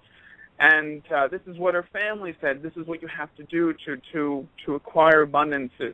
And I so badly want to break out of that idea that that's the only way that you can acquire abundances. That's the only way that you can acquire happiness. I mean, what are we striving for if we're just working day to day in a rat race for something that is pointless when we can create our reality? So lately, she's come around to this idea. I've had her breathe last night through her nose, exhale out through her mouth, while she worked out this problem, because we haven't been able to acquire this health insurance that she needs, and she knew that. So it was a fearful thing that she was experiencing, because the more that she focused on she didn't have health insurance, the more that she made it an issue. So I believe that she's perpetuated this problem, which gave me an opportunity and her an opportunity to actually use this energetic healing and feel that, okay, I do create my circumstances, and maybe if I do focus on a positive angle, So we did that last night. I was with her. I was just sharing that light and shining my light bright so we can entrain with hers. And anything that she was experiencing then could just wash away. And it helped. It helped so much, because when I saw her, she just looked like she was just falling apart, and I couldn't stand it. So I'm so happy that she did that. And then I believe this is bringing us closer and closer to that co-creative edge, the twin flame that shines bright and actually understands the reality that we're living in and can co-create and deliberately. So my rant's over. It's beautiful. It's magnificent. Thank you guys for being there for this story. It's beautiful to express these ideas. That's exactly what needs to be happening, my friend. This is what changes the vibe. This is what brings it up. And I want to mention too. I think Sean had mentioned in Facebook that Scorpios get a bum rap, and yeah, they do. However, and that's not to negate what I just said. They get a bum rap. Here's one of the things that I like to say about all the cardinal signs, the 4 cardinal points. And when one of the 4 cardinals, Scorpio being one of them, when they find their center, when they find their 0 point, when they find their balance, there is nothing more powerful than a cardinal point. You're the direction, north, south, east, and west. And there's nothing more incredibly destructive than a cardinal that does not know who they are. So wow. That is, for me, there's your, as above, so below. And again, I'm Gemini. I'm the communicator, and the height of the positive, the only one that is representative of spirit, the direct contact, right? That's our particular role. Everyone has a critical role to play once they understand the light and dark of themselves. I've described this before with Gemini having Sag as the mirror, and Taurus having Scorpio. Of course, like Taurus I have, and Scorpio I want. Oh yeah. Gemini I think, Sagittarians I see. So my job was to be able to see and not see, and think and not think. So I've been working very, very diligently on balancing out my mirror and to see what I need to see. And of course, a lot of it was stuff that I was not able to see, so I have to develop that mirror of my dark, right? Because Sag is of the dark and Gemini is of the light. And it's not that one is better than the other, because we've already discussed the importance of dark in that that's where we create. So I just wanted to point that out for Sean. Yeah, absolutely. Well, Sue, Scorpio brings in first deacon Scorpio brings in the Libran balance, right? And they're incredibly potent signs, the cardinal points. Just ask Santo; he'll tell you all about it. And one that walks into their power and finally sees their power for what it is, and knows it, and gets to peace with it. Then, typically of a Scorpio, they're generally doing one of 2 things instead of finding the center. If a Scorpio is stinging out, destroying everything around them, they've turned their stinger on themselves and destroying themselves. So it's a very, very critical balance to take that stinger and just put it aside. That it's not something you need. It's something you have, but you don't need to use it all the time. Just like a Gemini. I have the Mercurial double outboard twin Mercs running full bore, 500 horsepower aside, but I have to learn to turn them off. The I think must be the I won't think, or I don't think, to find that solace and silence, so I can pick up the damn phone and go, hey, what's going on? I need to tell people some shit here, right? Area code 207. Your mic is open. I opened it a little bit back there, so feel free to jump in. And then I want to do some shout outs to Sean and Shahida, and of course Otis, always there, and so many of you. I wish I could. I had like 5 or 6 computers going, so I could just keep pages open, so I can keep track of everything. And Kate, I'm in Maine. Hey. 207 is in Maine, in the United States. Yeah, how's Maine doing today? Good. I had to call you because, well, I just had to call you. I've been having a Kate fest at my house for the past 2 or 3 days. And I listen to you all the time, but it's always recorded. And I thought, well, I ought to go see if there's a live broadcast going on because I haven't caught it live, even once.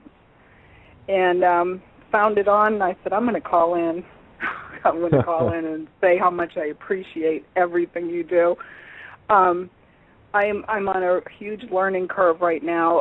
I've been busy working on a lot of issues that we have in the United States, and I'm sure you're aware of many of them.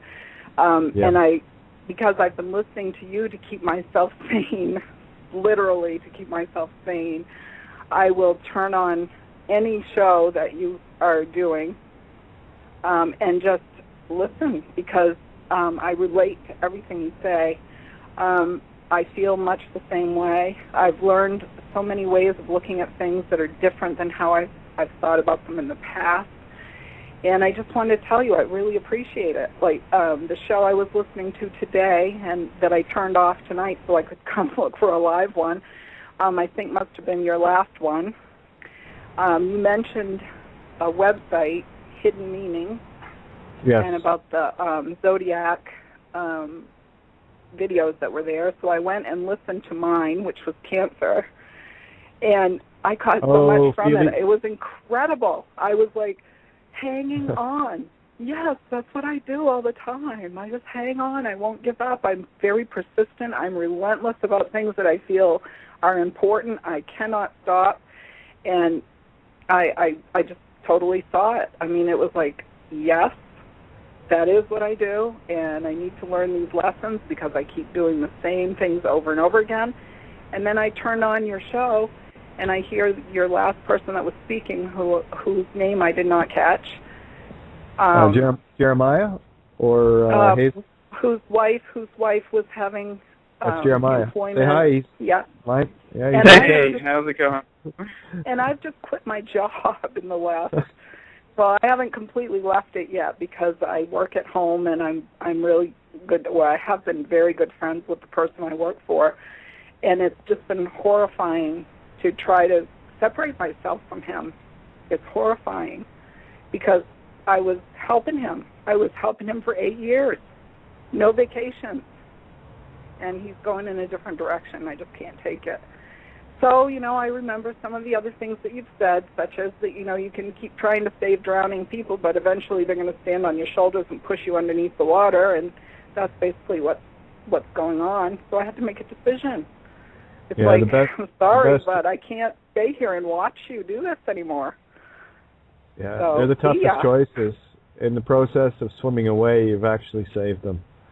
Because that's one of the things. Well, I don't know what's going to happen, but I can't be responsible for that. I've learned. I think I finally learned it, but I'm in my 60s now. Can I share something with you and with everyone? Everything that you do, and you need to know this. This is not a belief, okay? Right. Everything you do is absolutely perfect. Is what? I can't hear. Absolutely perfect. Yeah. Everything we do is for a reason, and it is absolutely perfect because creation is perfect. It's up to us to see it. That's the toughest part. That's why I'm trying to finally shatter this duality mirror for people to be able to see both sides of themselves at the same time and go, wow, how cool is that? Well, I've been stressing, and I've been trying hard to figure out how I was going to do this because I knew I was like, I want to stay. Well, there's the Cancer thing. There's the crab. I don't want to leave. I want to stay. I want to see it through to the very bitter end, no matter what it is. I just don't want to leave. And then I would say, I have to leave. I can't stay here. I'll be destroyed if I stay here. So I was really struggling. I mean, for several months, I hate to say, because it doesn't usually take me that long. And what happened was he had left, and I was really, really ticked off about something he had said.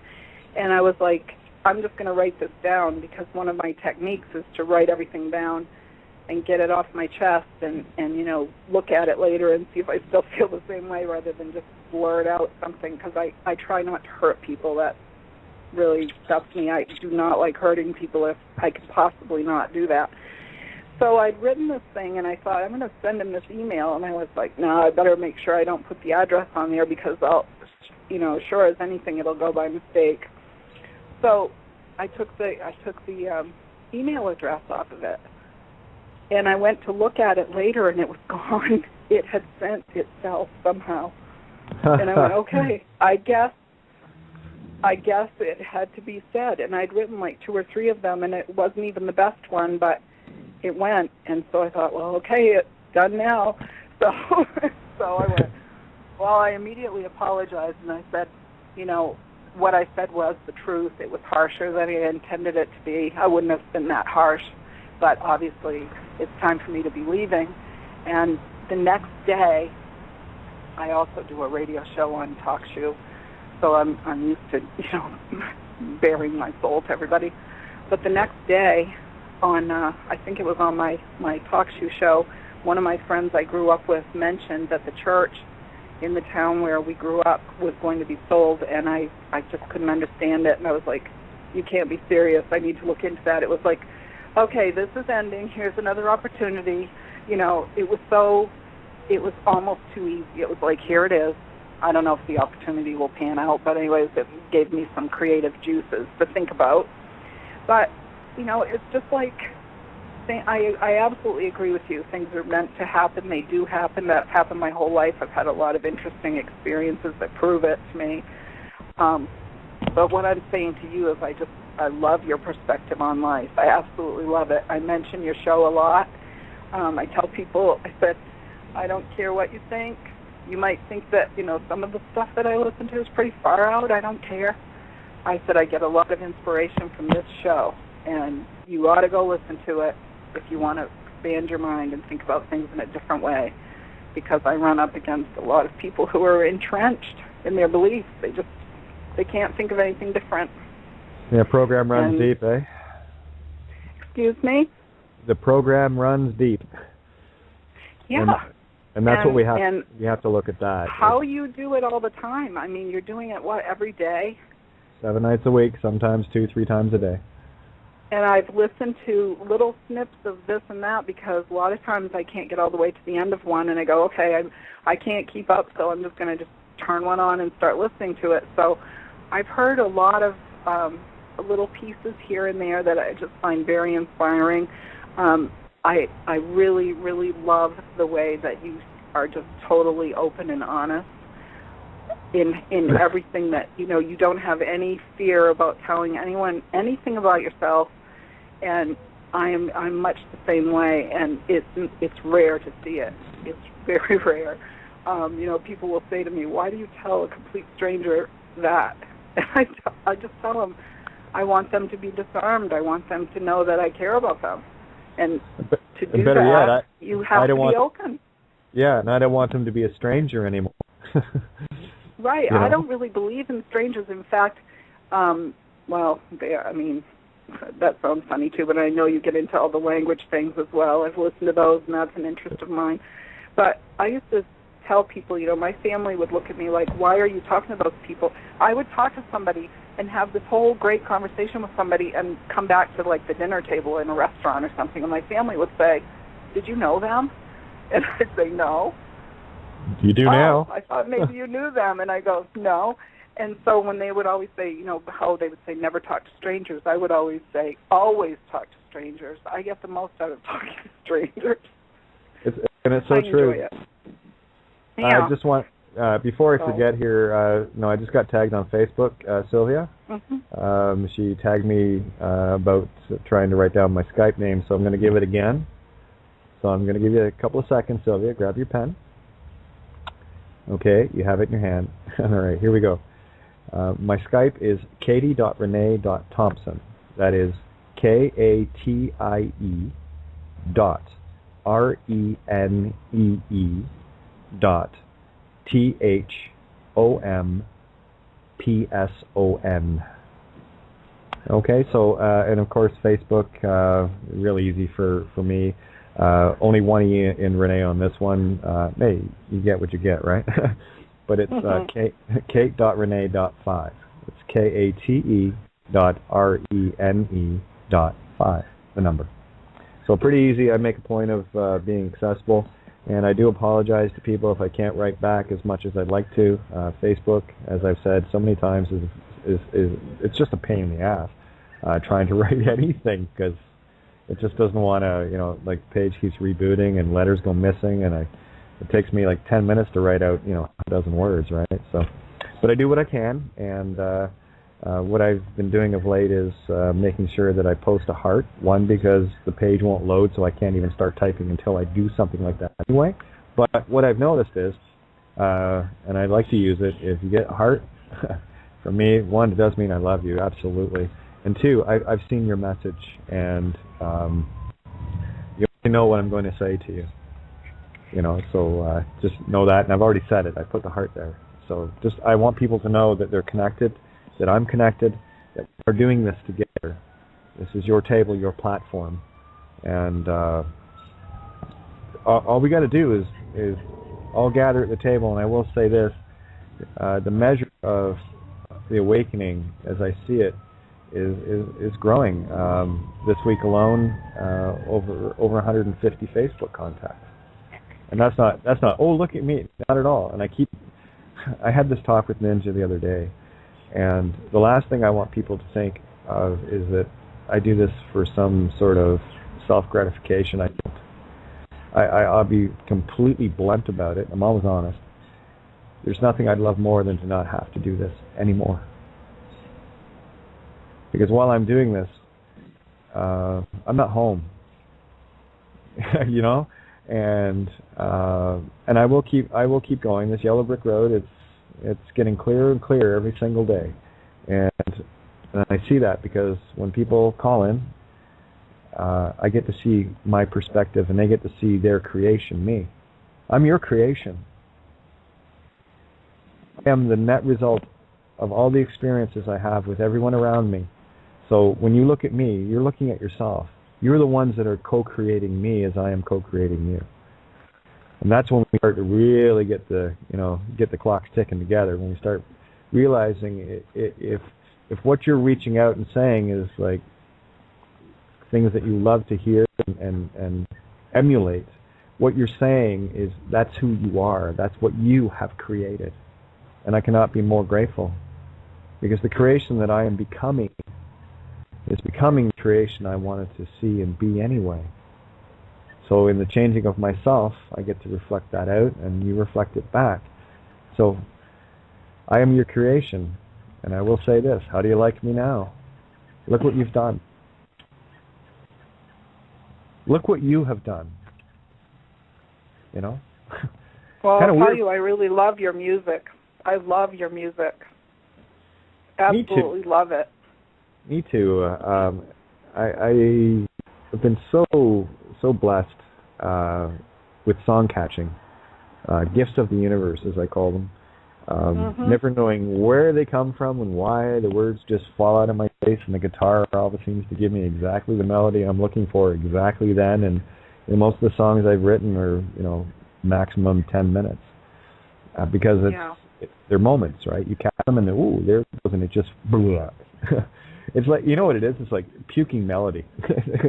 It's crazy. But you ask any songwriter, the best songs they've ever had are the ones that they didn't even think about. They're the ones that just kind of fell out on the page and out of their heart. And I think with me, that's all it is I was able to get meditative enough in playing and just being at one with what instrument, piano or guitar, whatever it is I'm sitting at. And just letting the universe work its magic. And just being a conduit, because these song creations, they're yours. I guarantee you, I play "Feel the Broken Dreams" for every one of the 7 billion on this planet, and I guarantee you, each one of them will get a different picture. So whose song is it anyway? It's yours. I'm just a messenger, and that's it, just a messenger. I do want to do a little shout out to David Frank. I guess we'll chat, and I got to remind you, David, got to get on Skype there, my friend. If you're not, I think you are, but get on Skype with me, because I can't answer you the way that I'd like to because it's Facebook, and I'm going to say this every night until people, some people get it. They actually say, I know you can't really respond. You don't have to. Just pass this message to you and everything else. But of course, I'm going to respond, and I will anyway. It won't be long, but it'll definitely, I want you to know that I'm seeing you. I guess I'm kind of fortunate to the degree that I get to experience direct contact all the time. And I want to share that. This is your stage, so I want to make sure that you're standing on it with me. And the neat thing about this stage is it's level ground. There are no ladders here. There are no rungs. There are no steps. It's a completely 0-point level stage. So, and Ninja, you haven't jumped in yet. Been waiting for you. Hi, Kate. Hey, how are you, baby love? I'm fine, thank you. Yeah. Good. How are you? Good. It's been a day. I've had just wow is the only word I can use, and I have run the gauntlet today. A most incredible gauntlet, a most uncomfortable one, but a most incredible one. So I still haven't had a chance to really coalesce and sort of sit in this little puddle while it settles itself out to get the full reflection of it, but I know it'll be a good one. Oh, that's good. It sounds like a normal day for you, though, really, doesn't it? Yeah, it is, and people keep asking me how I do it. That's the first question I ask myself every day. How the hell do I keep doing this? But it is what it is. Excuse me. So what's on your mind, my love? Couple of things, like I have every now and again. For Jeremiah, yeah, I was interested in what he was saying about the issue with his wife and her throat, perhaps with the chakra, perhaps whatever. When you mentioned the American Dream part of the story, Jeremiah, that clicked in for me, and I thought, well, what is the American Dream really? And I thought, well, I think it's a lie. And if it's a lie, and an honest person would have difficulty telling a lie, then the throat chakra maybe will be disturbed. And the other thing I thought on that story also, when you mentioned the health insurance and the concern about not having it, well, yeah, right. Health insurance? You really want that, do you? Why? So you can go and see the system doctors? Really? No thanks, not for me. And I want to say, is it health insurance or is it sickness assurance? Take your pick, I know what I think. That's it. Thank you, Ninja. I appreciate that. Yeah. And that was what I wrote down as I was listening, and I thought I'd share.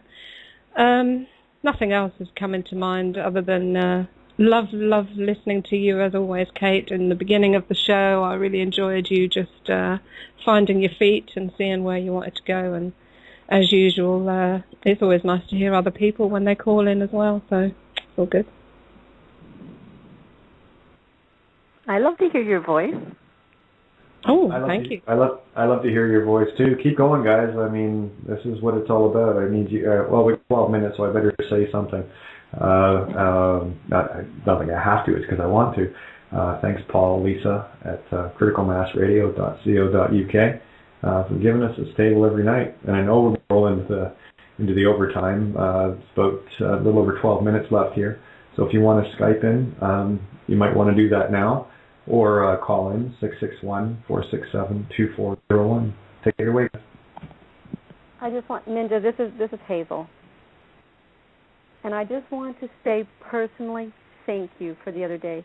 You gave me your time and your heart, and I was in such a mess with having to step out my door and go find a job and do something I absolutely didn't want to. Almost reinstated my LPN. And most people in the chat room know how much I hate passing out pills with heavy metals, steroids, fluoride, whatever is in it. And in tears, passing out every resume. And then I put my hands up and I said, okay, universe, just take me to where I should be. Today, I was there. I was in a house for the homeless. And I crossed my fingers that I'm shortlisted. I have to do a 3-step program to get shortlisted, and I hope I am the one. It just felt so right. And I thank you for listening to my tears as I blabbered on. Oh, Hazel, darling, hello. Yeah, no. That was a two-way street, that conversation, my love. Two-way street. And as I said to you, and I'm going to say it again, what's due for you will not pass you by. And I love that. I hope everybody writes that on their walls just to remember it. Yeah. I have it written on paper already. That was a saying that my mother used to say, and we grew up listening to many of her sayings, and that was one of them. So, yeah, if it means something for you, yeah, run with it and share it. Say it again? What is meant for you will not pass you by? Basically, yeah, what is due for you or what is meant for you will not pass you by. Nice. Yeah. Well, I thank you. You gave me a lot of time the other day and just brought me back over the humps and hurdles that I needed to go to get myself back here. Well, it didn't feel like I was doing that. I was just having a chat with someone who was nice to speak with. So, well, I'm going to take from it what we will. Yeah. Thanks. Yeah. Oh, thank you. And then we have Kate, and then we bounce over to her, and she's all love. So we're getting back to things are going Kate. really well, huh? Things are going really well.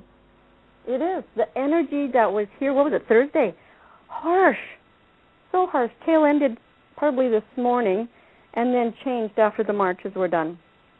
So a great anticipation over the world, right, with all these marches and everybody gathering a lot. And now we get to ride on the nice wave. I must admit, I didn't really feel too much of the down or tricky energy. I was on a wave the whole week, really, so... Nice. Yeah. I'm lucky me. I'm learning to get better at my balance. I'm like Jeremiah's wife. I'm very much the Scorpio, but unfortunately for her, or fortunate, when she realizes that she's born of the master numbers, right? And she'd be a late bloomer, but once she realizes that what she's born into and her potential, utilizes her full potential, she's going to bloom like a rose.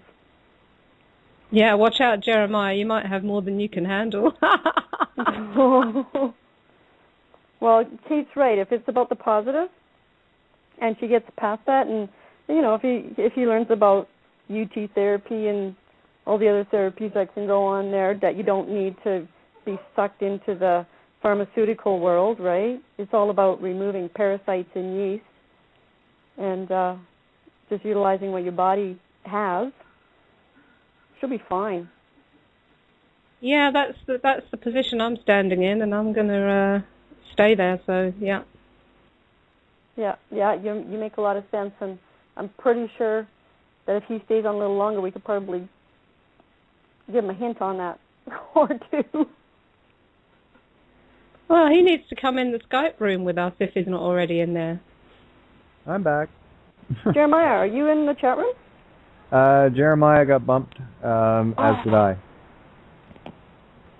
Yeah, I got bumped. I've been trying to get on for the last few minutes. The signal went out, and at least it happened before the recording. So it usually happens once a night, and I kind of hope that it happens during the show where I can rejoin it and what have you. But actually, hang on. Got area code 719 calling in now too. So everyone's calling in. So I don't know where you guys left off, but I trust it was awesome. I'll listen back. Well, we were just talking about his wife and how much when she realizes her potential, being that master number, how much she's going to radiate enormous potential, accompanied by a higher level of inner tension resulting from an overwhelming desire to achieve something extraordinary. Right, when she gets her health back. Oh, for sure. And this energy that Jeremiah's trying to get her to do that might be just that one to lead her down that road to open up those blooms. Couldn't agree more. And the thing is, when you talk about a throat ailment, typically what that is there's things that need to be said that you're not saying, and it's getting stuck in your throat.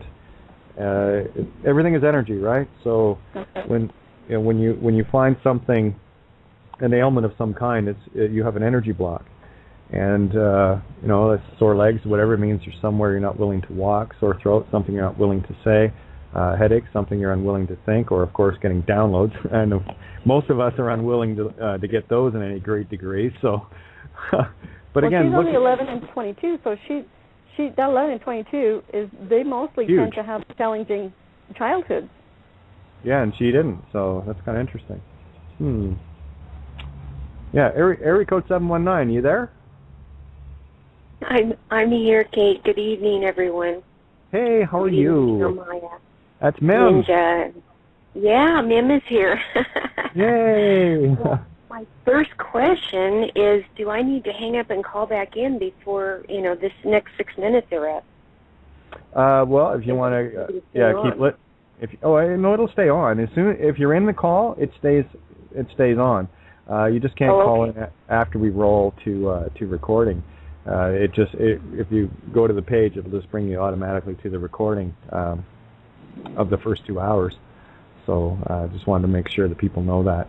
But there's still 5 minutes, so if people want to Skype in, just refresh the page you're listening to, and the little Skype button should appear if it's not there.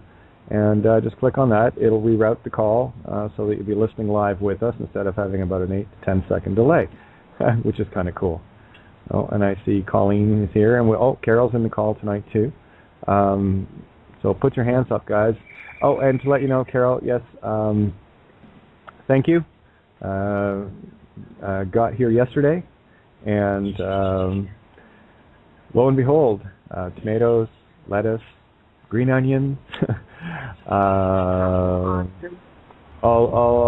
the right and the good stuff. So, there she is. Okay. Yeah, I was going, wait a minute, where did the number go? And she just popped right to the top there. So I just want to say a great big thank you for that. How are you doing? I love you. Too. I'm glad you got it, and you just made my life complete. Green onions. How impressive are green onions? Well, now you know. Enjoy them. And thanks a lot for the shout-out. I appreciate it, sweetie. I'll mute out. You guys enjoy. I've been sleeping a lot, and I unfortunately have missed a lot of the calls lately. And I just got on a few minutes ago. Deep sleeps during the day, and that's good. Days and nights mixed up, and the whole 9 yards.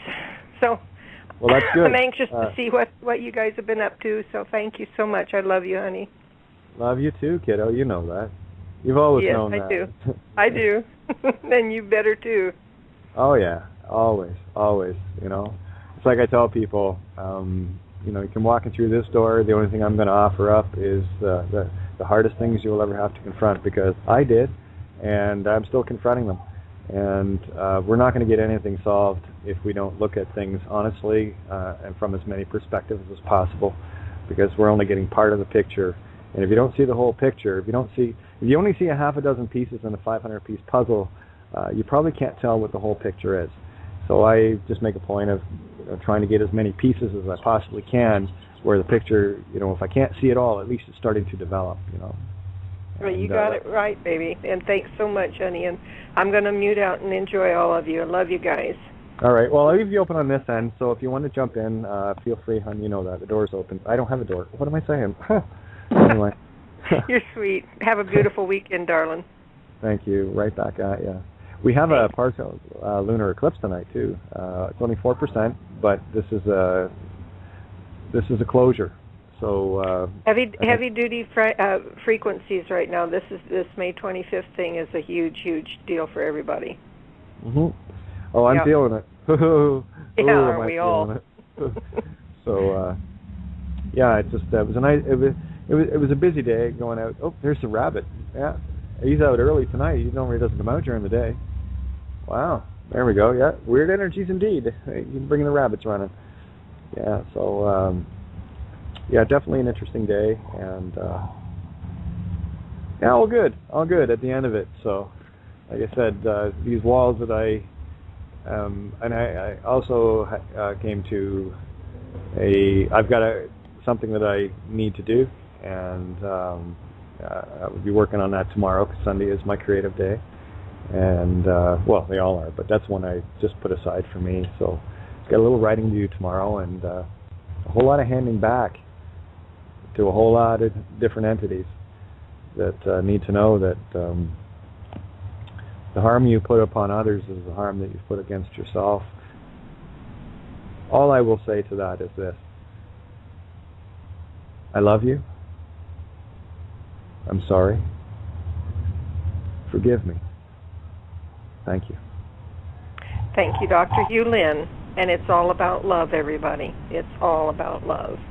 Love conquers all at the end of the day. At the end of the day, you know. We got Steve. I'm just wondering if what's that now? Staying with okay, Steve. I'm going to pull you in. So here comes Steve, and we'll get some words of wisdom from Hillbilly Man. I love him. I love all you guys. You guys all bring such a unique flavor to everything. Oops. Skype, of course, is not responding as usual, but it's not offline. It's just I didn't get a chance to reboot before the show, and it always gets really, really glitchy if I don't. But anyway, we have waiting for Steve. There he is. Oops, and 719. Got to bring Mim back in. There we go. Talk about juggling the board, eh? You think I almost did radio or something for a while. Okay, I have him. Yes, thanks, Ninj.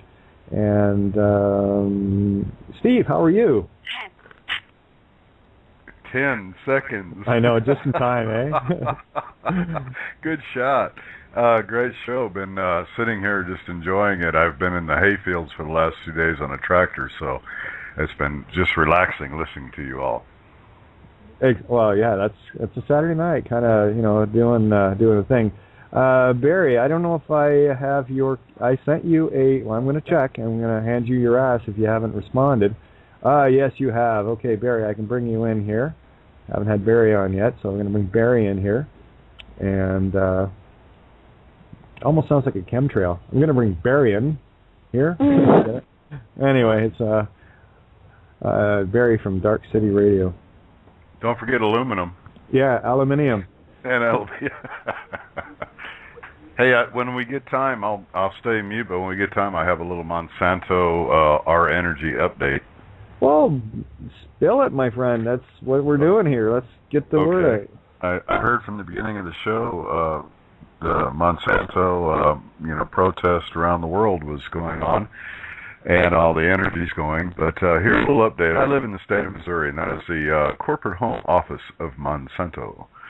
And our wonderful Senator Roy Blunt was the one who put the little hidden clause in the latest bill that gave Monsanto no liability against anything they do. But here are two ways that our energies have gone to work. And you have to relate. You can talk all day long about what you think's going on in the etheric, but what goes on above, so below. And here's what's happening. In the governmental world, the USDA announced, I believe about 10 days ago, that they are not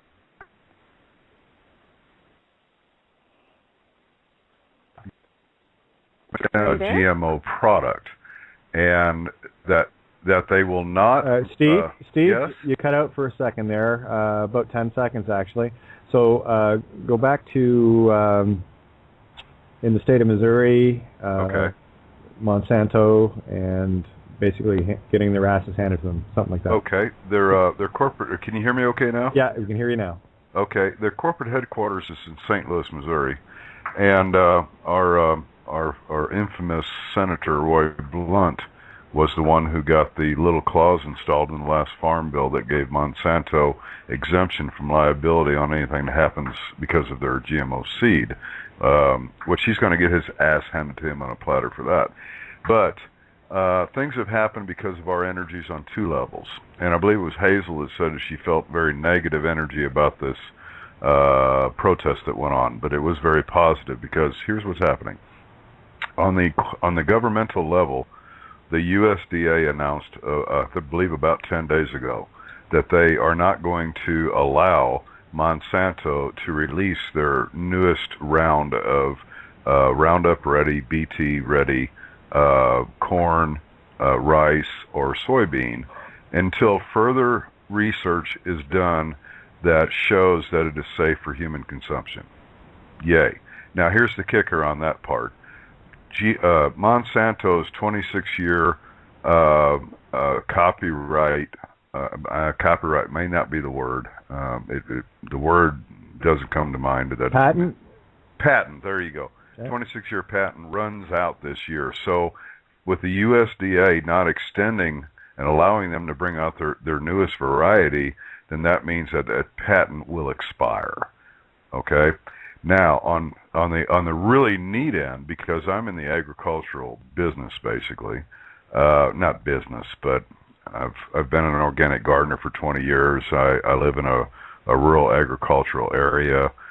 Here's the thing. On the real neat end is that their Roundup Ready seed has become oh gosh darn, I'm sorry, I'm running out of words here. Has become the weeds are resistant to the Roundup Ready, and they're coming in with these weeds that they cannot control with their seed anymore. On the BT end, they are finding out that the insect population has modified itself to where the BT levels do not affect them anymore, and they're totally wiping out the GMO crops. So we have it going on the governmental end, and we have it going on Gaia Sophia's end. She's shaken off all the fleas. So things are looking very positive on the Monsanto end. Well, that's the joke of it all, you know. Go ahead, try and control the very nature of things. Yes. You know, and again, to dispel all fear porn surrounding vaccines, RFID, chemtrails, all the rest of the silly nonsense that they put out there to get people going, ooh, ah, oh no. Here's a neat trick about the human DNA. Once you got your mind right, okay, this is all it takes. This is all it takes. People find this hard to believe because they think, well, listen, your DNA, Fukushima, fallout, all the rest of it. Truly, if your DNA wasn't adjusting, the whole northern hemisphere would be dead with the radiation we've been getting hit with. Well, you and I have already talked about that. We're not a 2-strand DNA, we're a 12-strand DNA. And the proton field that we are moving through right now is activating, because that's what activates your DNA strands. And your genes are inside your DNA. And if you really want a good description of that, and I'll say this again, go to Dr. Bruce Lipton's research on DNA and genetics. We are not tied to our genetics. Our genetics evolve by our perception of our reality. Bingo. Mind over matter. Exactly. Better yet, heart over matter. But see, what's happening now is this is not. It's coming together on the scientific level and the spiritual level are folding inwards to each other. They're imploding, which is the great wonder of the universe, is implosion, not explosion. Well, exactly. And what I see and what I've been trying to share, and with Zoe on especially, I love talking with her because it is the allegory. Look at the allegory of it. Don't look at it literally. Look at what is it trying to show you in a universal sense, not what you think it is in the physical manifestation. The physical manifestation is merely the effect of your cause.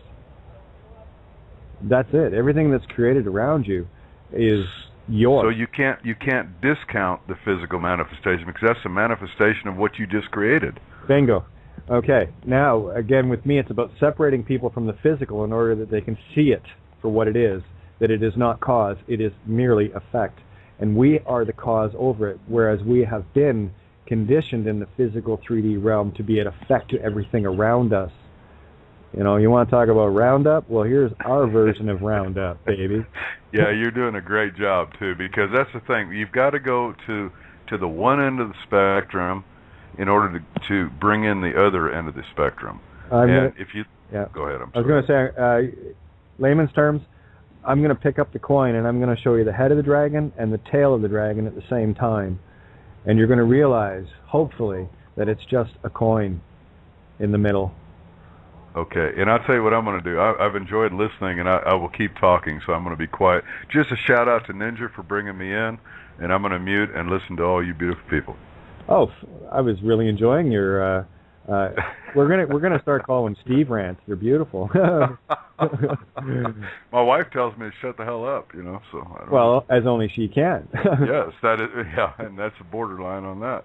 Exactly. So I'm just checking in. I'm wondering if I got. I did have Barry in the call.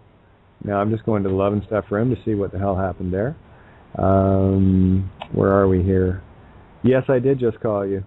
Only you can pop up screen. Okay, so okay, no, that was me. So I'm going to try one more time to see if we can get him in here.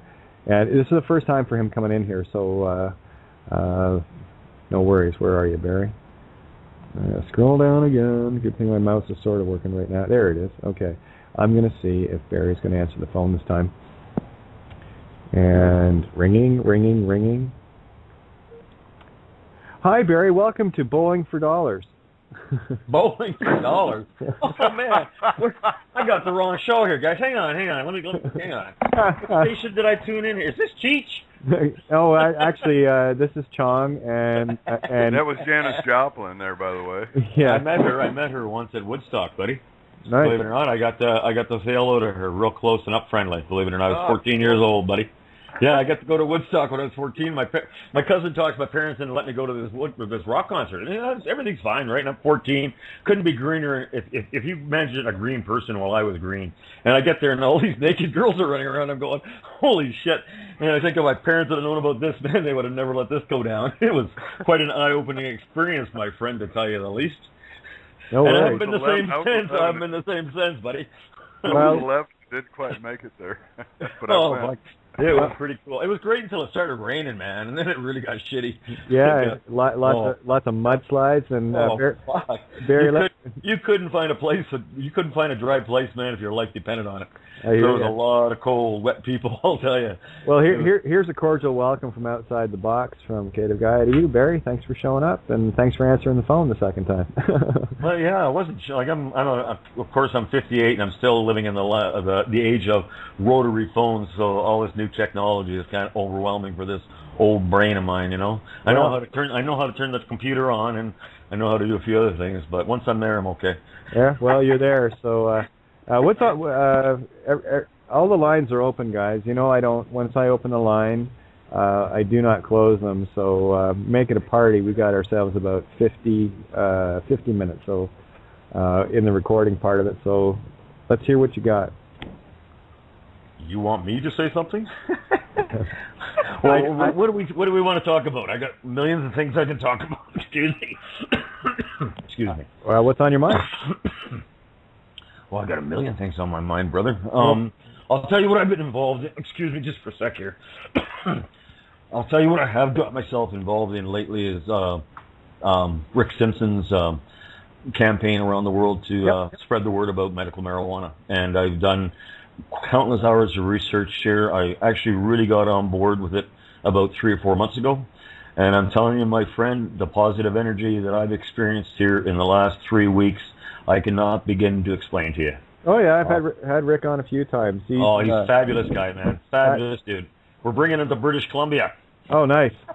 We got him coming for a week. We're going to have him up here at the Ariam Lee Theatre in Terrace. We're going to have him up here in Prince Rupert. We're also going to have him up here in Kitimat. And we've got a couple days out in the ocean on a 30-foot boat lined up for him. We're going to sit on a beach and cook some crabs and watch the sun come down. I'm looking forward, buddy, to shaking that man's hand because he has inspired me. He's really lit a fire under my ass. And just in our community here, buddy, I mean, what we've done in the last couple of months, just by really getting to people's faces and putting our hands on what we're doing, it's just, the positives are incredible. Incredible. Yeah, nothing like getting the cannabinoids in where they need to be to... I'm taking them in every night now, buddy, before I go to bed. Yep, to get those synapses completed, because there's a piece in the cannabinoid that finishes off your both sides of your synapse to make them fire properly, where you start getting the complete message. And I'm sitting right here on the sack of seeds right now. Oh, well, hey, sign up. I do my hemp hearts every morning, buddy, and my milkshake with my flax and all kinds of shit now. It's just, but you know what? I've only been ingesting cannabinoids now for about 10 days. I've been taking a half a gram in a capsule at night before I go to bed, so I'm not chasing the little animals around and counting the ants on the anthill. But I wake up in the morning, buddy, and my head is... I love all my little animals. Oh, 1, 2, 3, 4. Hey, what? Wait. Where'd Harry go? Harry's not here. Dave's not here. Steve's not here. Speaking of furry little animals, I haven't seen Bert yet today. That's one squirrel. He's easily identifiable, and he's quite intelligent. I love him. I love them all. There's a couple of one I call Gitter and the other one I call Skitter, right? But this one, Bert, he's awesome. He'll be up on the fence and I'll look over at him and he looks at me and I just have to hold my finger up and he goes, oh, okay, and he comes running over to the top of the fence. And then as soon as he gets to the top of the fence, he looks at me again. I give him a little, finger up. Okay, buddy, hang on. I'm going to go get something for you. And then what he does is I'll go in to get something, come back out, and he's right below the deck, looking up, waiting. And he's just the cutest little thing. Well, he knows a good thing when he sees it, man. Yeah. What's that? He knows a good thing when he sees it. Sorry, I'm sorry. Didn't mean to interrupt. No, I heard you. I didn't hear Steve. I said that's my little mockingbird friend. My granddaughter named her Mermaidy. And she flies up to the driveway with me when I go in the morning. And I was sitting out there tonight when I got home, and she flies down in the limb right next to me and sings a beautiful repertoire to me every day. Right on. And Barry, just for your benefit, I'm not sure if you actually know who I am. I know the voice is very confusing, but I have really nice breasts. Really? I'm a girl. Are you serious? Okay, brother. I get a sister.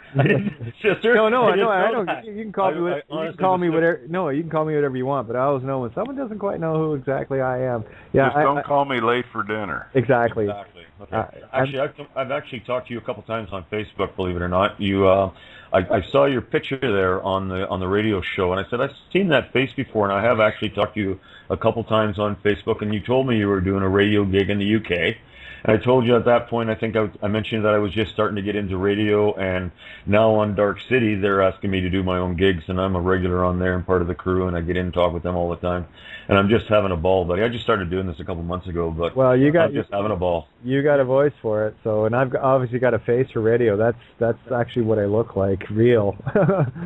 Well, I'm a little bit older guy, but I've never in my life ever talked on radios until about 3 months ago, and I really now I'm enjoying this doing more than anything I've done in a long, long time, man. Just being able to share your opinions, express your opinions to people, talk from your heart, and really get into people's faces and talk to them about all the positives and all the negatives that are surrounding us, and what we can do and what we can't do. Well, it can all make a big difference, bud. Well, I think I can do a shout-out to the rest of the people listening that are actually in the call here. I would hazard to say that Barry has found his purpose. What do you guys think? Oh, totally. Yeah, definitely. Well done. Yeah. Well, you know what, brother? The way I see it is that I'm at this point in my life. I'm 58 years old now. I've lived a good part of my life, but I'm really feeling now really compelled to talk to people every day in my life about everything that I know. And you know what? What I'm experiencing, especially with what I'm doing for Rick, and the fact that we're bringing him out here. Yesterday, the lady from the TV station phone wants to do 2-hour podcasts with Rick. Tells me she's been following him for 5 years. Absolutely blown away that the gentleman's come to the north coast of British Columbia, and we're going to really blow this town apart. And next year, we've got an event planned for next year that is really going to put Terrace, British Columbia on the map. We've already got Neil Young confirmed. I don't want to go spreading, but I've talked to the people behind it, and I'm involved in this movement now. And Neil Young's going to attend. We're talking to Bruce Coburn. We're talking to a few other big-time activists. Hundreds of local bands. It's going to be a 5-day hemp fest in Terrace, and Rick is definitely going to be attending for that. We're really working hard in this community, and we're going to get a wave going here, brother. Well, it's way overdue. It's way overdue. Well, Barry, if you need the mouthiest tranny on the web to sing a song or two, just let me know. I'd love to have you up to British Columbia, buddy. Why don't you come out for the Hemp Fest next year? We're going to blow the world apart with this. You watch me. I'll tell you why, my friend. I've got a really good friend. I'm going to run a little history by you real quick. There's a gentleman here that won a whole pile of money last year. Him and me were buddies, but believe it or not, we conflicted at a stupid yard sale over an antique. We're both aggressive yard sale pickers, right? We're at a yard sale. We butt shoulders. We didn't talk for a while. Bob is totally involved. His name's Bob Erb, and he is totally involved in this cause, and we now have shook hands, put our bygones aside, and Bob is really going to work with me, and I'm going to work with Bob. I only have one question. Yeah, fire away, buddy. Who scored the antique? I think Bob got at that point because I didn't want to go. But you guys want to hear something unbelievable? Now, I don't. You've never talked to me before. I'm going to shoot right from the heart. The last 3 days, I've had so much positive energy about what we're doing with Rick that I'm an aggressive yard sale picker. I've been picking yard sales for about 20 years now. I can spot something of value when I walk in a mile away. And today and yesterday, I am not lying to you, brothers, has been the best 2 days of yard sales that I've ever had in my life. The antiques and collectibles I found in the last 2 days, I can't even begin to tell you about.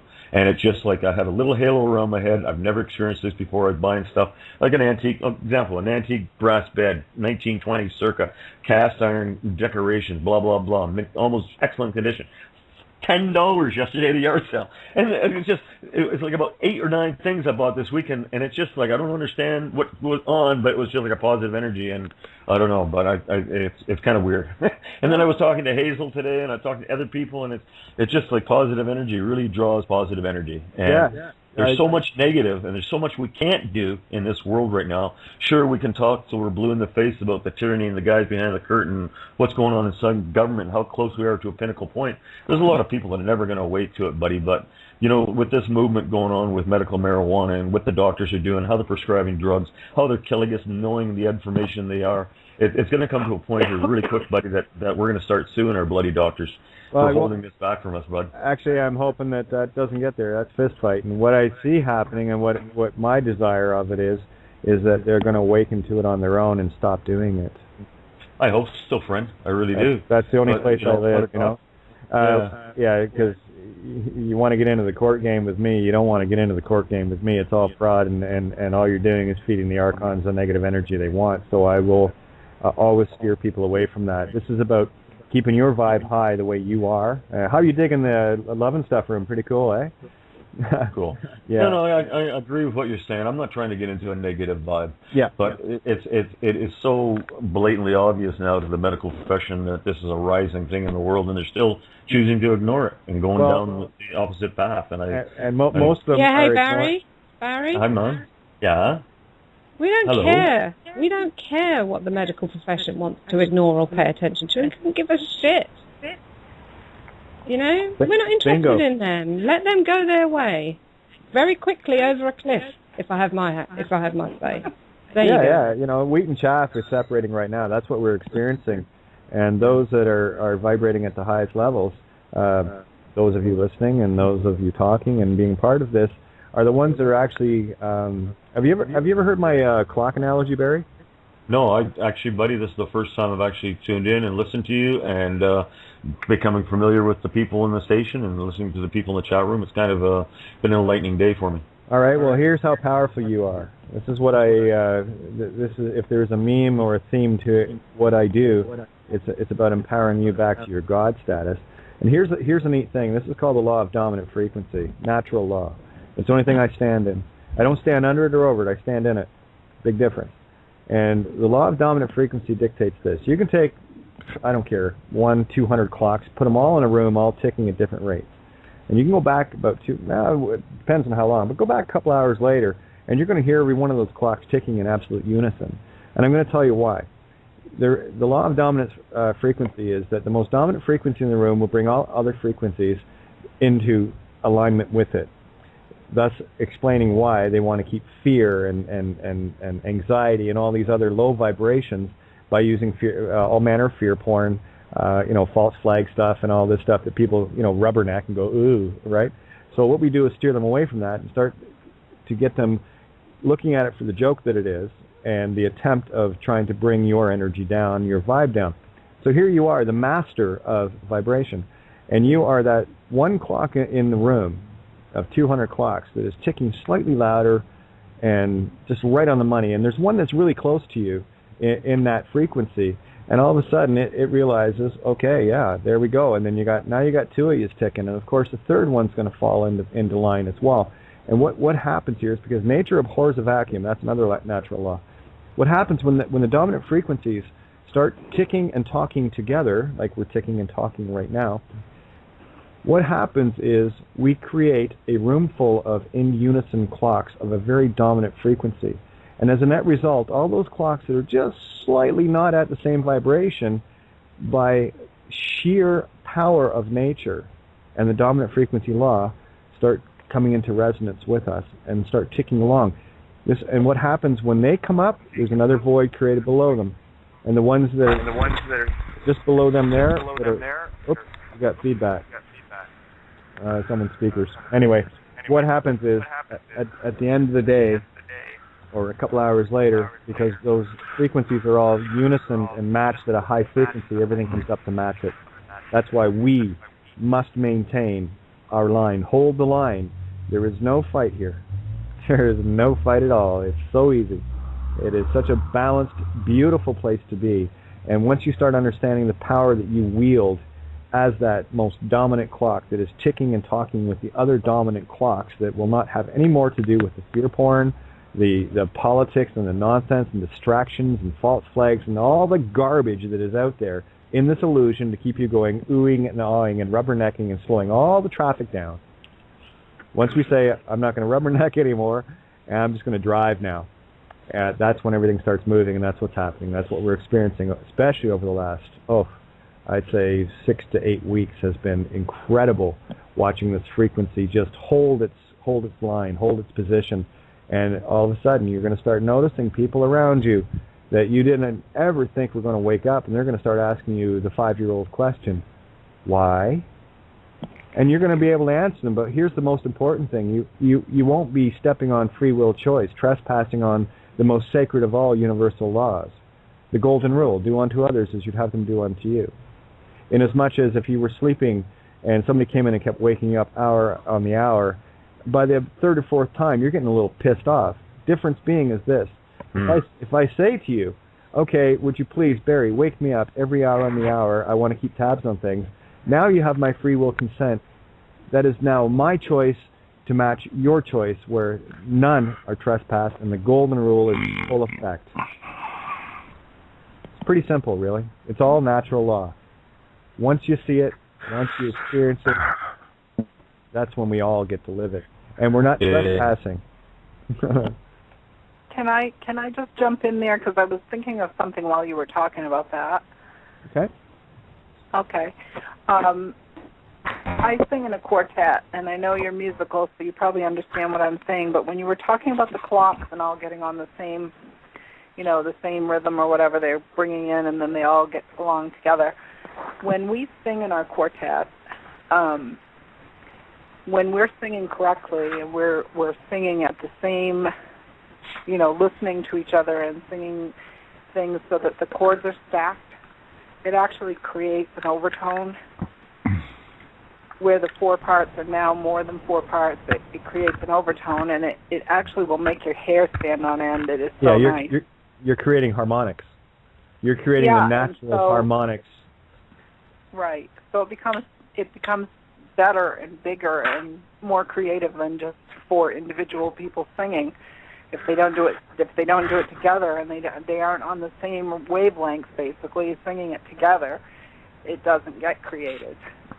Exactly. And it was just something that occurred to me when you were saying that. It creates something else, and it's really, really nice. Yeah, what you're doing is you're filling in the harmonics that will only occur. Harmonics can only occur when 2 notes are in a resonance frequency, be they stacked, which is the most powerful way when you're talking one, do a third and a fifth part harmony, and stacking all your. That's why they call them harmonies, right? When you're stacking the harmonies, what you're doing is in between each harmony is you're creating a harmonic, and that is the absolute dominant. That is the Trinity note. That is the himself, herself, itself. Because when the 2 come together, they create the third. There's your Trinity of 1. And it's everywhere in nature. It is all the clues that you would ever need. You can find them all in music. That I know. It's trying to convey these concepts in a very physical realm sense. It's not the easiest thing in the world to do. But, every night as we go on and we do these episodes, as I explained, episode, as in sowed seeds, epi meaning under. What we're doing with these episodes is we are planting the seeds that are germinating. And think of all the seeds we've planted over the last, I've been on air for over 5 years now. But think of all the seeds, and I used to say this to Sue at the Songwriter Cafe when new people would show up, and we get them on the stage for the first time, and they'll be all nervous and everything else. But we'd watch that seed that was planted germinate, and then usually 3 to 6 months later, some of these people that would never leave their kitchen table or ever dream of sitting behind a microphone are singing their hearts out, and they're nailing these beautiful songs that they've written and new inspirations that are coming out of it. And that's when I turn to Sue and say, look, the seed is now the apple tree, and watch the apples fall off this tree, and it's always amazing. And these apples would hit the ground in the form of a CD or in the form of a marriage or a child or whatever, and it was just amazing to watch this orchard grow. And that's what we do. That's what we're doing every night with these shows, episodes. And again, I am part of the harvest, and I want to be the right harvest. I don't want to be the recycle, right? I don't want to be the phi-cycle harvest. No, this is about co-creating. In as much as you have co-created me, in turn, I get to be part of co-creating you. And look what's happening. This world is changing because you are being the change that you want to see. I know, because I am your change. Yep. And it's cool. You get in that beautiful center zone of the river of life, or whatever you want to call it. When you stop fighting, and there's that saying again: fist fight, hold the light, or carry out the dead. Your 3 crosses, your symbolic. They laid out the allegory right nice in the code book, KJV Bible. Once you can read it and see the codes for what they are, it's a brand new game, and the truth is finally revealed. Where the literal translation, as I've discussed many times, is why this planet is in such disarray, because everyone bought into the lie of belief instead of knowing. But we left Pisces now. We're in Aquarius. Aquarius says I know. Pisces says I believe. So it's we are becoming the masters of the illusion instead of being the slaves to another master. That's we're doing the creating here. This is our realm, and what's happened is those that cannot create have utilized via deception our absolute creative power. And I don't see them out producing anything. All I see them doing, we're talking about your banksters and all the rest of these, elites, or I like to call them the Darkons or the Archons, and they're not producing anything. All they're doing is they're parasites. They're vampires, and that's what they do. They just world to world, and they it. And sorry, oops. Kate? Oh shoot, breaking up. Oh, that's okay. I'll talk to Barry for a second. Barry? Did Barry leave too? Is it just me?